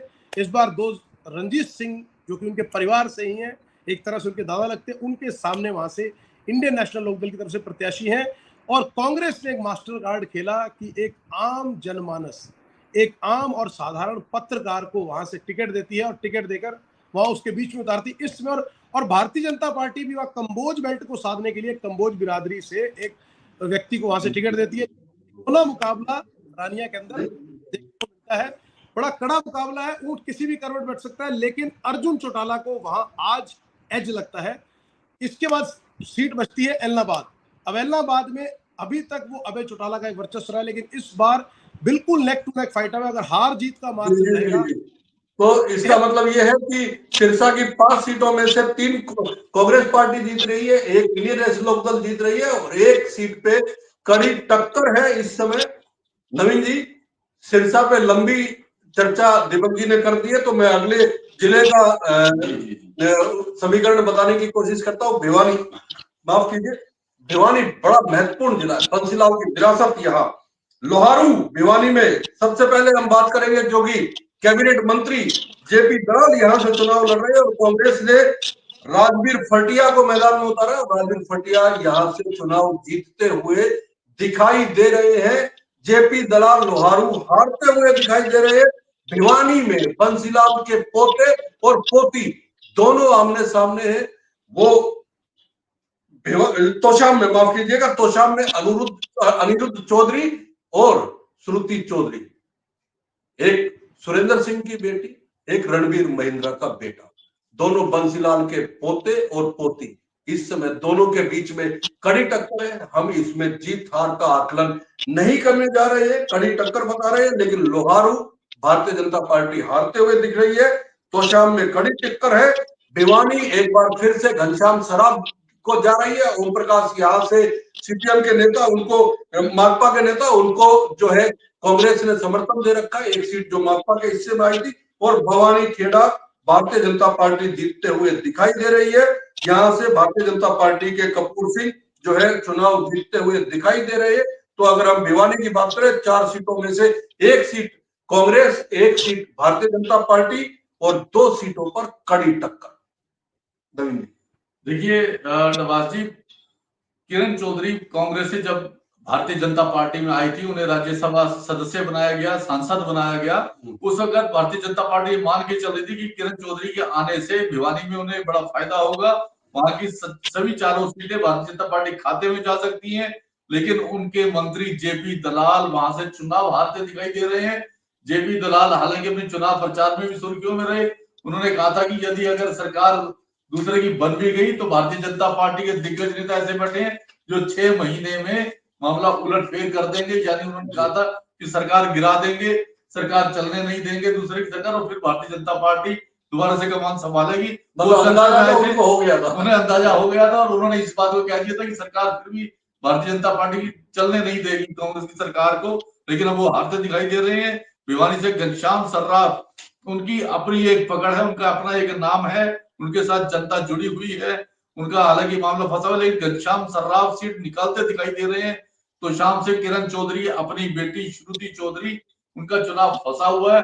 दोनों भाई बहन आमने सामने हैं, चचेरे भाई बहन हैं, लेकिन वहां से श्रुति चौधरी का निकालना आसान दिखाई नहीं दे रहा। अनिरुद्ध चौधरी उनको कड़ी टक्कर दे रहे हैं। वहीं भवानी खेड़ा से भाजपा के कपूर सिंह चुनाव जीतते हुए नजर आ रहे हैं।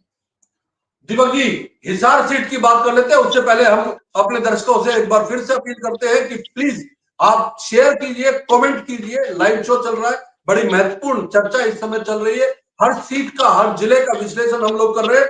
हिसार की हम बात करते हैं दीपक जी। हिसार बड़ा महत्वपूर्ण जिला है, 7 सीटें आती है और सबसे महत्वपूर्ण बात यह है कि हिसार में कमल गुप्ता को एक बार फिर से भारतीय जनता पार्टी ने मैदान में उतारा। लेकिन जब कांग्रेस, भाजपा के जो सांसद है कुरुक्षेत्र से, उनकी मां टिकट मांग रही थी, सावित्री जिंदल, उसको टिकट नहीं मिला तो सावित्री जिंदल ने निर्दलीय ताल ठोकी, निर्दलीय वो मैदान में उतरी और इस समय सीधे तौर पे कमल गुप्ता सावित्री जिंदल से हारते हुए दिखाई दे रहे।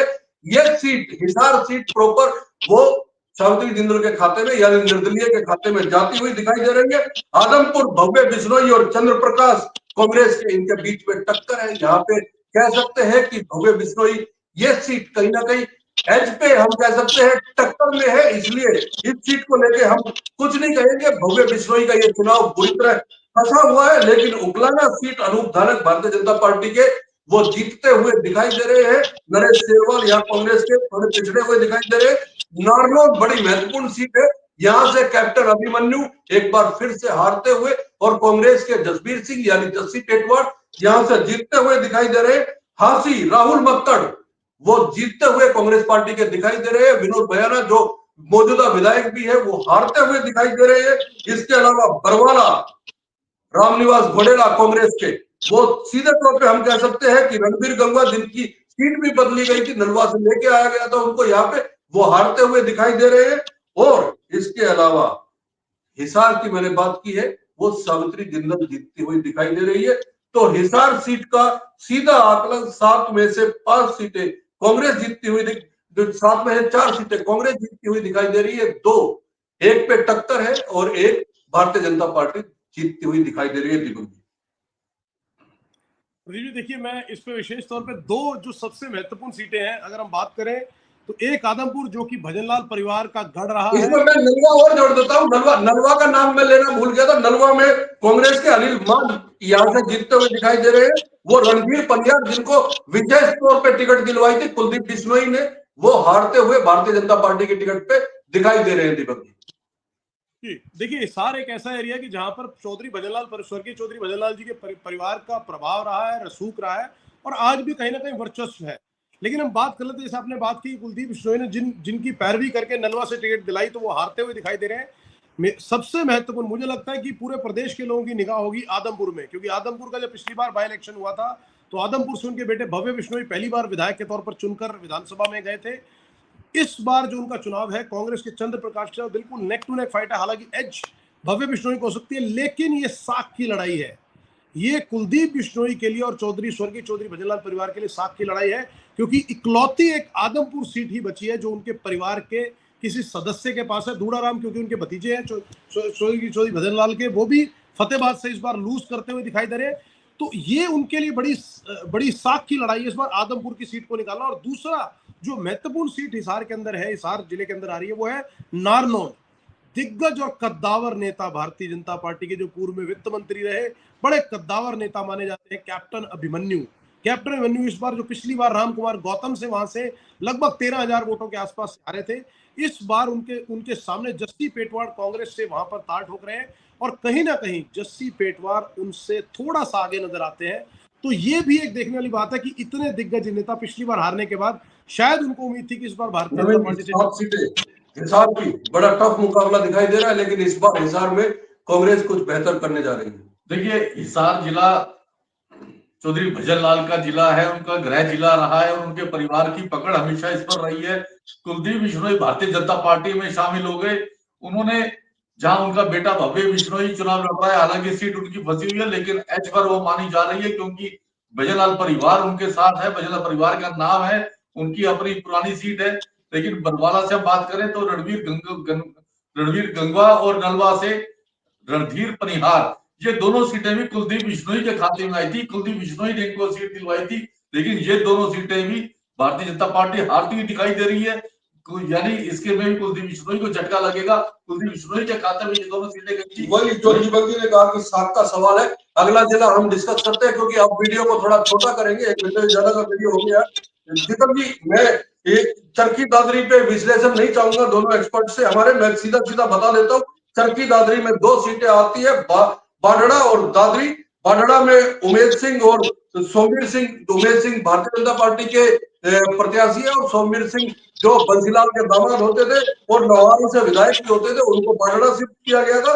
वो यहां से कांग्रेस से सोमवीर सिंह जीतते हुए दिखाई दे रहे हैं। और दादरी से सुनील सांगवान, जिनको जो जेलर होते थे रिटायरमेंट दिलवाई गई थी, वो भारतीय जनता पार्टी के प्रत्याशी थे। उनके सामने मनीषा सांगवान कांग्रेस की प्रत्याशी है और जीतते हुए दिखाई दे रही है। इसके बाद मैं बात करूंगा रोहतक जिले की। बड़ा महत्वपूर्ण जिला है। मोटे तौर पे रोहतक का जो मिजाज है वो सब जानते हैं। यहाँ से महम से बलराम दांगी, आनंद सिंह दांगी के बेटे हैं, कांग्रेस के प्रत्याशी है, वो जीतते हुए दिखाई दे रहे हैं। लेकिन महम में दीपक हुड्डा और बलराज कुंडू और राधा एलावत, इन चारों लोगों के बीच में मुकाबला था। यहाँ पे ये सीट बलराम दांगी के खाते में जाती हुई दिखाई दे रही है। गढ़ी सांपला किलोई पे तो बात करना ही, मुझे लगता है कि यहाँ तो मार्जिन की बात की जा सकती है। भूपेंद्र सिंह हुड्डा यहाँ से मैदान में है और इस बार कांग्रेस की सरकार बनती हुई दिख रही है, तो ये सीट कांग्रेस के खाते में नेचुरली जानी थी।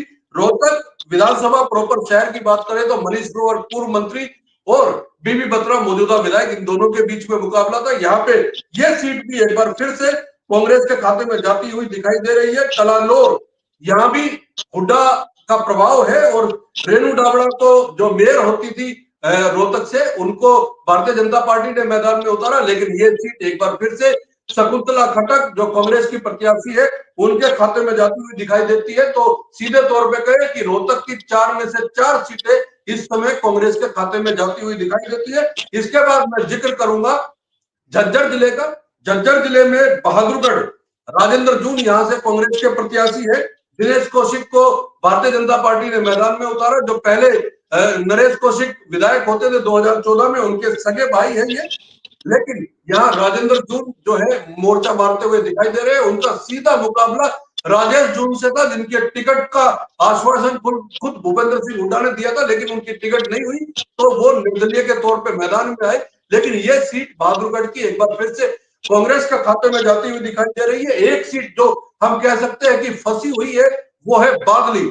यहां से भारतीय जनता पार्टी ने ओम प्रकाश धनखड़ को मैदान में उतारा और कांग्रेस के प्रत्याशी कुलदीप वत्स जो है वो यहां से मैदान में है। वत्स और ओम प्रकाश धनखड़ के बीच में ये सीट कहीं ना कहीं टक्कर में है, इसलिए हम इस सीट को लेके 8 तारीख तक का इंतजार करेंगे। तीसरी सीट जो झज्जर जिले की है वो है प्रॉपर झज्जर से। ये गीता बुक्कल कांग्रेस पार्टी की प्रत्याशी जीतती हुई दिखाई दे रही है। कप्तान बिरदाना यहां से भारतीय जनता पार्टी की टिकट पे उनके सामने मैदान में थे, लेकिन ये सीट भी कांग्रेस जीत रही है। और चौथी सीट जो है झज्जर जिले की वो है बेरी। यहां से कांग्रेस के रणबीर सिंह काद्यान सीधे तौर पे दिखाई दे रहे हैं कि वो ये सीट निकाल रहे हैं और इस बार लगातार छठी बार, वैसे वो 7 बार विधायक हो जाएंगे और लगातार छठी बार वो इस बार विधायक बनने जा रहे हैं। तो सीधे तौर पे कह सकते हैं कि झज्जर की 4 सीटों में से 3 सीटें कांग्रेस के खाते में जाती हुई दिखाई दे रही है और एक सीट जो है वहां पे टक्कर है, वो है बादली की सीट। अगला जो सबसे महत्वपूर्ण है इस जिले पे मैं चाहूंगा कि दीपक जी और नवीन जी आप दोनों अपनी प्रतिक्रिया दीजिएगा। ये सीट, ये जिला जो है ये बेहद महत्वपूर्ण है। ये महेंद्रगढ़ जिला है और महेंद्रगढ़ जिले की अगर हम बात करें, रामविलास शर्मा यहां से आते हैं, जिनकी टिकट काट दी गई, जिनके आंसू हम सब ने देखे। लेकिन सबसे पहले हम बात करेंगे मंडी अटेली की, क्योंकि यहां से आरती राव मैदान में है और वो जीतती हुई दिखाई दे रही है भारतीय जनता पार्टी की टिकट पे। ये सीट जो है भारतीय जनता पार्टी को जाती हुई दिखाई दे रही है। महेंद्रगढ़ सीट की हम बात करें, राव दान सिंह कंवर सिंह जो भारतीय जनता पार्टी के प्रत्याशी है उनसे जीतते हुए दिखाई दे रहे हैं, मौजूदा विधायक भी है। तो एक सीट बीजेपी, एक सीट कांग्रेस। अगली सीट की हम बात करें, ओम प्रकाश यादव, वो भारतीय जनता पार्टी की टिकट पे यहां से जीतते हुए दिखाई दे रहे हैं। और नांगल चौधरी अभय सिंह यादव बीजेपी की टिकट पे यहां से मंजू चौधरी से कांग्रेस की प्रत्याशी है, उनसे जीतती हुई दिखाई दे रही है। दीपक जी, महेंद्रगढ़ बड़ी हॉट सीट है। अटेली लड़के टिकट लेके आए थे अपनी बेटी के लिए, राव इंद्रजीत सिंह। लेकिन मुझे लगता है कि वो लड़के लाए तो उसका इनाम भी मिलेगा और जनता जो है जिस विश्वास के साथ राव इंद्रजीत अपनी बेटी के लिए वहां से टिकट लेकर आए थे, मुझे लगता है कि जनता उस पर मोहर लगाने का काम करेगी। और आज की परिस्थिति में जिस तरह से वहां का जो आकलन है उससे लगता है कि आरती राव वहां से जीतती हुई दिखाई देती है। जी जी जी जी नवीन जी, देखिए राव इंद्रजीत अहिरवाल के बड़े नेता हैं। ये माना जाता है कि वो जहां पर अहिरवाल में एक सिर्फ अपनी सीट नहीं, अपने परिवार की सीट नहीं, बल्कि वहां से 10-12 सीटों पर उनका असर रहता है। जिसको वो चाहते हैं वो उसको जिता देते हैं। लेकिन इस बार अटेली से उन्होंने अपनी बेटी आरती राव को चुनाव मैदान में उतारा है। भारतीय जनता पार्टी ने उन्हें टिकट दी है। हालांकि ये सीट वो जीतती हुई दिखाई दे रही है, लेकिन इसके जीतने में भी उनकी इस बार पसीने छूट गए। भारतीय जनता पार्टी का इतना बड़ा एंटी इनकमेंसी फैक्टर था, जहां पर इनके पिता आरती राव के पिता एक बार चुनाव के लिए जाते थे और उसके बाद उनका कैंडिडेट चुनाव जीत जाता था। इस बार उनको वहां पर चुनाव मैदान में डटे रहना पड़ा। अगली अहिरवाल का बड़ा जिला रेवाड़ी, 3 सीटें आती है, रेवाड़ी, बावल और कोसली। इन तीनों सीटों पर इस बार बड़ा उलटफेर होते हुए दिख रहा है। कांग्रेस के बावल से एमएल रंगा कृष्ण कुमार भारतीय जनता पार्टी के प्रत्याशी से जीतते हुए दिखाई दे रहे हैं और इस एंटी इनकम्बेंसी को भारतीय जनता पार्टी पहचान चुकी थी। बीजेपी ने जो मंत्री होते थे बनवारी लाल, उनकी टिकट काटी और कृष्ण कुमार को टिकट दी जो डीजी हेल्थ होते थे, लेकिन उसके बावजूद ये सीट कांग्रेस के खाते में जाती हुई दिखाई दे रही है। रेवाड़ी सीट चिरंजीव राव जीतते हुए दिखाई दे रहे हैं। हालांकि लक्ष्मण यादव जो कोसली से विधायक होते थे उनको शिफ्ट किया गया था रेवाड़ी, लेकिन वो उतना प्रभाव यहाँ पे नहीं जता पाए। हाँ, आम आदमी पार्टी के सतीश यादव के साथ चिरंजीव राव का कड़ा मुकाबला है, लेकिन चिरंजीव राव ये सीट निकालते हुए दिखाई दे रहे हैं। मौजूदा विधायक भी है। और इसके अलावा कोसली, इस बार अनिल यादव और जगदीश यादव के बीच कड़ा मुकाबला था।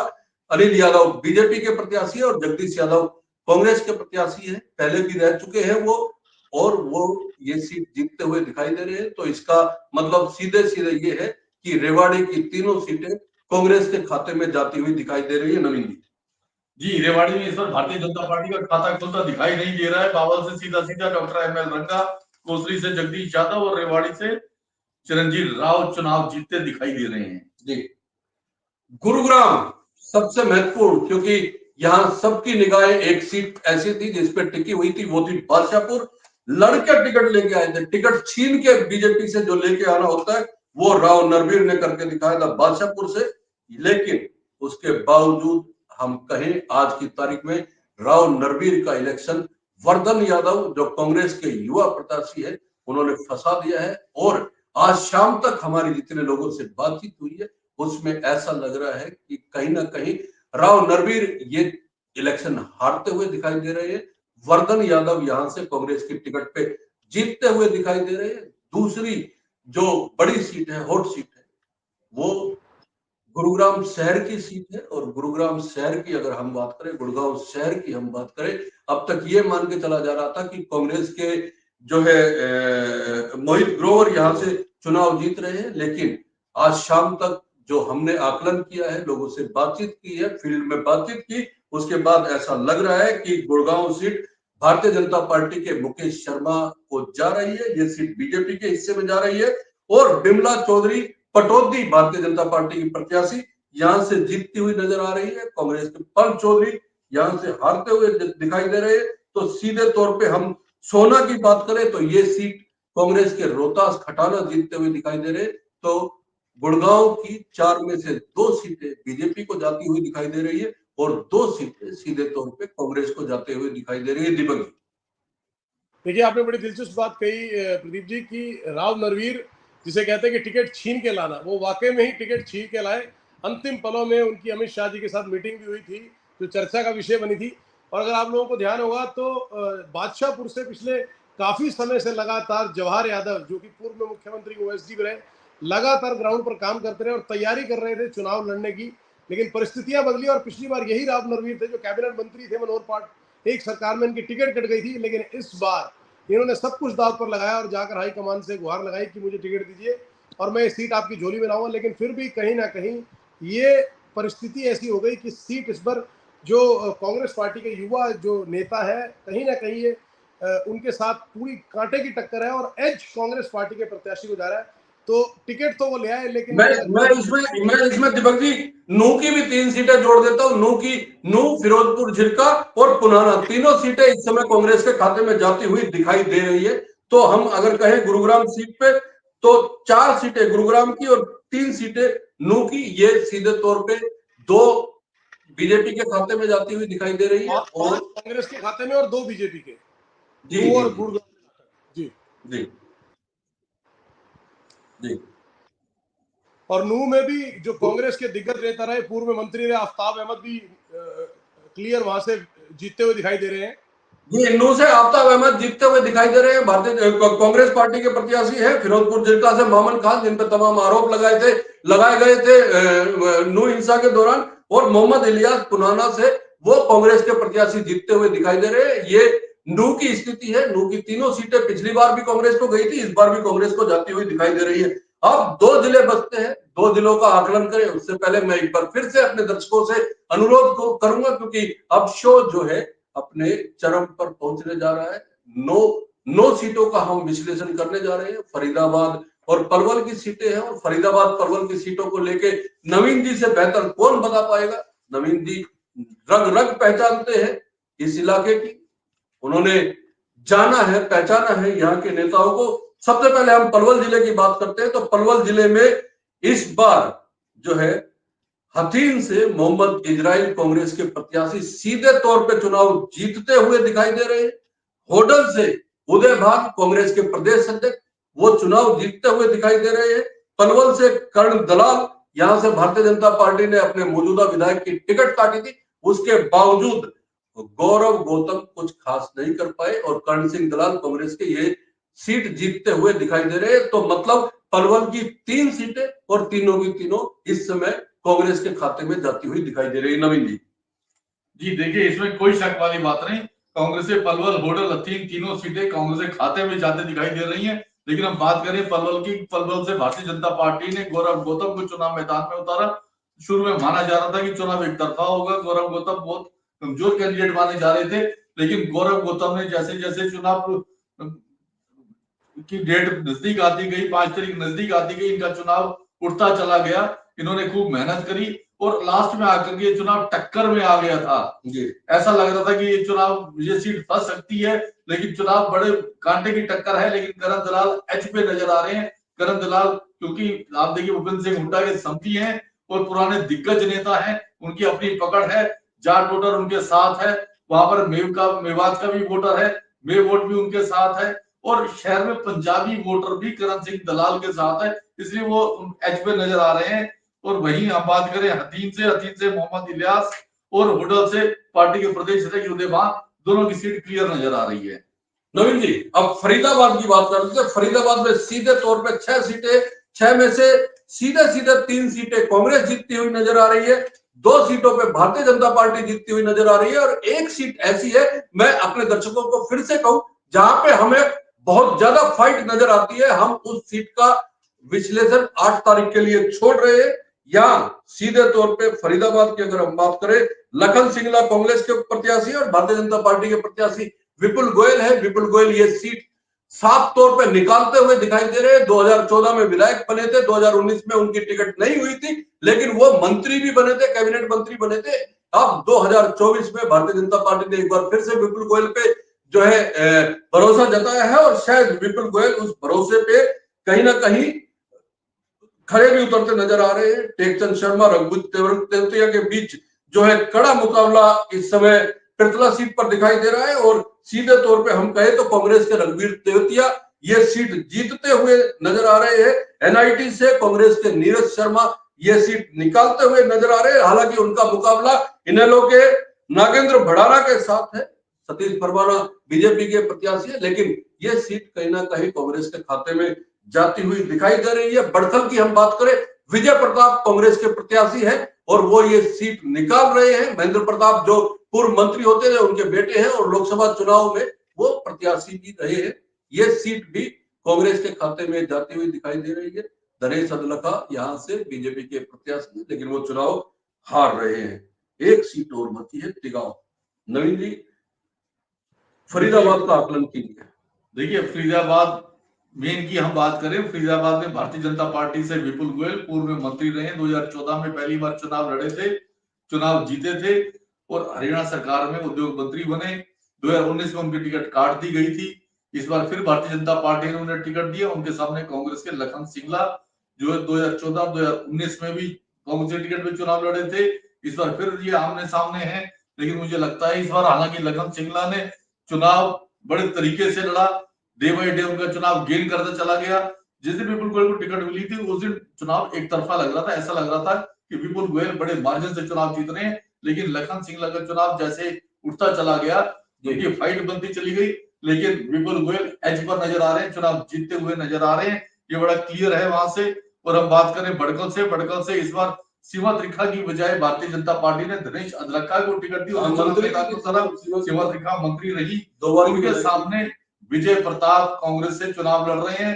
विजय प्रताप का चुनाव इस वक्त एक तरफा चुनाव माना जा रहा है बड़े मार्जिन से, क्योंकि धनेश अदलखा का चुनाव उठ नहीं पाया। उनका चुनाव वो किशन पाल के ऊपर उन्होंने दाव खेला कि कृष्ण पाल गुर्जर उन्हें चुनाव जिता देंगे, लेकिन कृष्ण पाल गुर्जर कितनी मेहनत कर पाते हैं, कितना उन्हें चुनाव जिता पाते हैं, ऐसा भी लग नहीं रहा। धनेश अदलखा चुनाव लूज करते नजर आते हैं, भारतीय जनता पार्टी ये सीट लूज करती नजर आ रही है। वहीं बात करें हम पृथला की, पृथला से भारतीय जनता पार्टी ने टेकचंद शर्मा पूर्व में विधायक रहे हैं, ये बहुजन समाज पार्टी के टिकट से चुनाव लड़े थे पहले और 2014 में चुनाव जीते थे बीएसपी से। बाद में वो भारतीय जनता पार्टी में शामिल हो गए थे। 2019 में बीजेपी ने उन्हें टिकट नहीं दी थी, इस बार बीजेपी ने उन्हें टिकट दी है। कांग्रेस से रघुवीर सिंह तेवतिया चुनाव मैदान में है, लेकिन नैनपाल रावत जो 2019 में इंडिपेंडेंट चुनाव जीते थे, वो भी इस बार भारतीय जनता पार्टी की टिकट मांग रहे थे, बीजेपी ने टिकट नहीं दी, निर्दलीय रूप से चुनाव लड़ रहे हैं और वो भारतीय जनता पार्टी के वोट काट रहे हैं। सीधा सीधा नुकसान टेकचंद शर्मा को हो रहा है, जिसका फायदा रघुवीर सिंह तेवतिया को यानी कांग्रेस को है। रघुवीर सिंह तेवतिया वहां से जीते हुए नजर आ रहे हैं। बात करें हम फरीदाबाद एनआईटी के, एनआईटी से 2019 में कांग्रेस ने ये सीट जीती थी नीरज शर्मा ने। फरीदाबाद लोकसभा की 9 विधानसभा सीटों में ये अकेली सीट थी जो कांग्रेस ने जीती थी। इस बार भी उनकी टक्कर नीरज शर्मा की और इनेलो के नगेंद्र भड़ाना की है।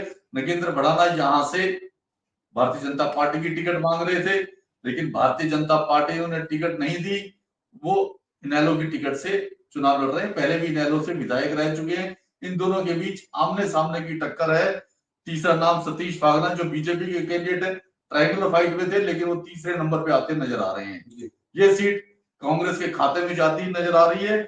नीरज शर्मा की कल रात सुरक्षा बढ़ा दी गई है, उनके यहाँ पुलिस फोर्स भेज दी गई है।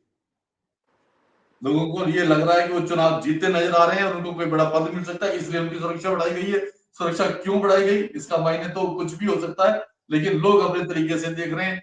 वही हम बात करें बल्लभगढ़ से मूलचंद शर्मा 2014 में चुनाव जीते, 2019 में चुनाव जीते, बीजेपी की सरकार में मंत्री रहे। वहां से कांग्रेस से शारदा राठौर टिकट मांग रही थी, लेकिन वहां से पराग शर्मा को कांग्रेस ने टिकट दी।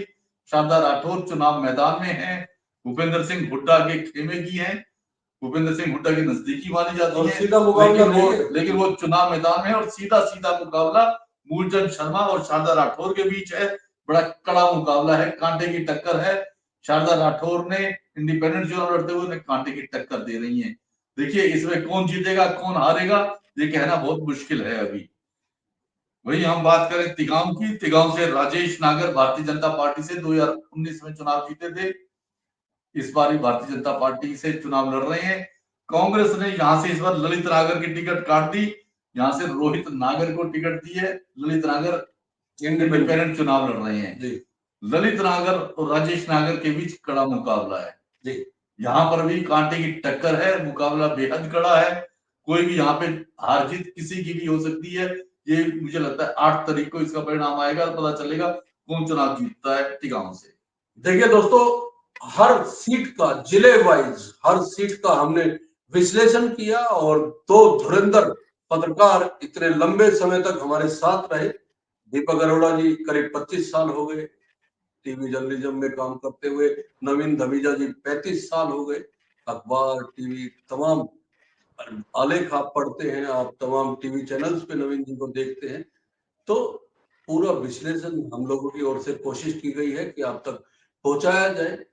एक आखिरी छोटी छोटी टिप्पणी, क्योंकि अब कांग्रेस की सरकार बनती हुई दिख रही है, भारतीय जनता पार्टी की सरकार जाती हुई दिखती है। बड़े संक्षेप में दीपक जी और नवीन जी, पहले दीपक जी आपसे कि क्या वजह रही बीजेपी को ऐसी करारी हार झेलनी पड़ रही है, बहुत संक्षेप में। देखिए 2 बातें जो पहले शुरुआत में नवीन जी ने कही थी कि किसान, पहलवान और जवान, जो ये बात कही थी, एक वो फैक्टर रहा कि कहीं ना कहीं लोगों के मन में था, और दूसरा जो लोकसभा चुनाव के समय में जो मुख्यमंत्री मनोहर लाल खट्टर का चेहरा बदला गया, मुझे लगता है ये 2 मूलभूत कारण रहे जिसकी वजह से अविश्वास की भावना कार्यकर्ताओं में रही और लोगों के मन में भी ये भाव आ गया कि कहीं ना कहीं भारतीय जनता पार्टी को भी अपने ऊपर संशय की स्थिति है, जिसके चलते उन्होंने नेतृत्व परिवर्तन किया। और ये जो दूसरा फैक्टर रहा पहलवान वाला, किसान, जो ये जो मुद्दे रहे, ये 2 चीजें मुझे लगता है जिन्होंने मिलकर ये दिशा तय की कि कांग्रेस पार्टी आज जो एग्जिट पोल में सामने निकल के आ रहा है कि उनकी सरकार बनने जा रही है। केवल एक अंतिम चीज कि देखना बस दिलचस्प ये होगा, अगर कांग्रेस पार्टी एग्जिट पोल के हिसाब से चुनाव परिणाम आते हैं तो मुख्यमंत्री का चेहरा कौन होगा। जी, मुख्यमंत्री का चेहरा कौन होगा, ये बड़ी लड़ाई कांग्रेस के बीच भी है। छोटी टिप्पणी, उसके बाद शो खत्म करेंगे नवीन जी। देखिए मुद्दे तो हमने पहले भी चर्चा में कर लिए, अभी दीपक जी ने भी बताए। और इन मुद्दों के अलावा भारतीय जनता पार्टी ने दलित वोटों का एक मुद्दा बनाने की कोशिश की, लेकिन वहां भी उनको नुकसान हुआ अशोक तंवर के जाने से। और मुझे लगता है जो रिजल्ट आ रहे हैं, कांग्रेस डबल भाजपा हाफ होने जा रही है। यानी पिछली बार कांग्रेस को 30 सीटें मिली थी, इस बार 60 के आसपास आने जा रही है। भारतीय जनता पार्टी को पिछली बार 40 सीटें मिली थी, इधर 20 के आसपास आने जा रही है। कांग्रेस डबल और भाजपा हाफ होने जा रही है। लगभग ये आंकलन हमारा रहेगा इस बार। कांग्रेस डबल और भाजपा हाफ, ये आंकलन हमारा रहेगा। मुख्यमंत्री कौन होगा, ये दीपक जी ने सवाल उठाया। दोस्तों, ये शो आपको कैसा लगा कमेंट जरूर कीजिएगा। मैं बार बार आपसे अनुरोध इसलिए कर रहा हूं क्योंकि बेहद कड़ी मेहनत के बाद ये शो तैयार किया गया है। दीपक जी आपका बहुत धन्यवाद, नवीन जी आपका बहुत धन्यवाद। नमस्कार, धन्यवाद। नमस्कार।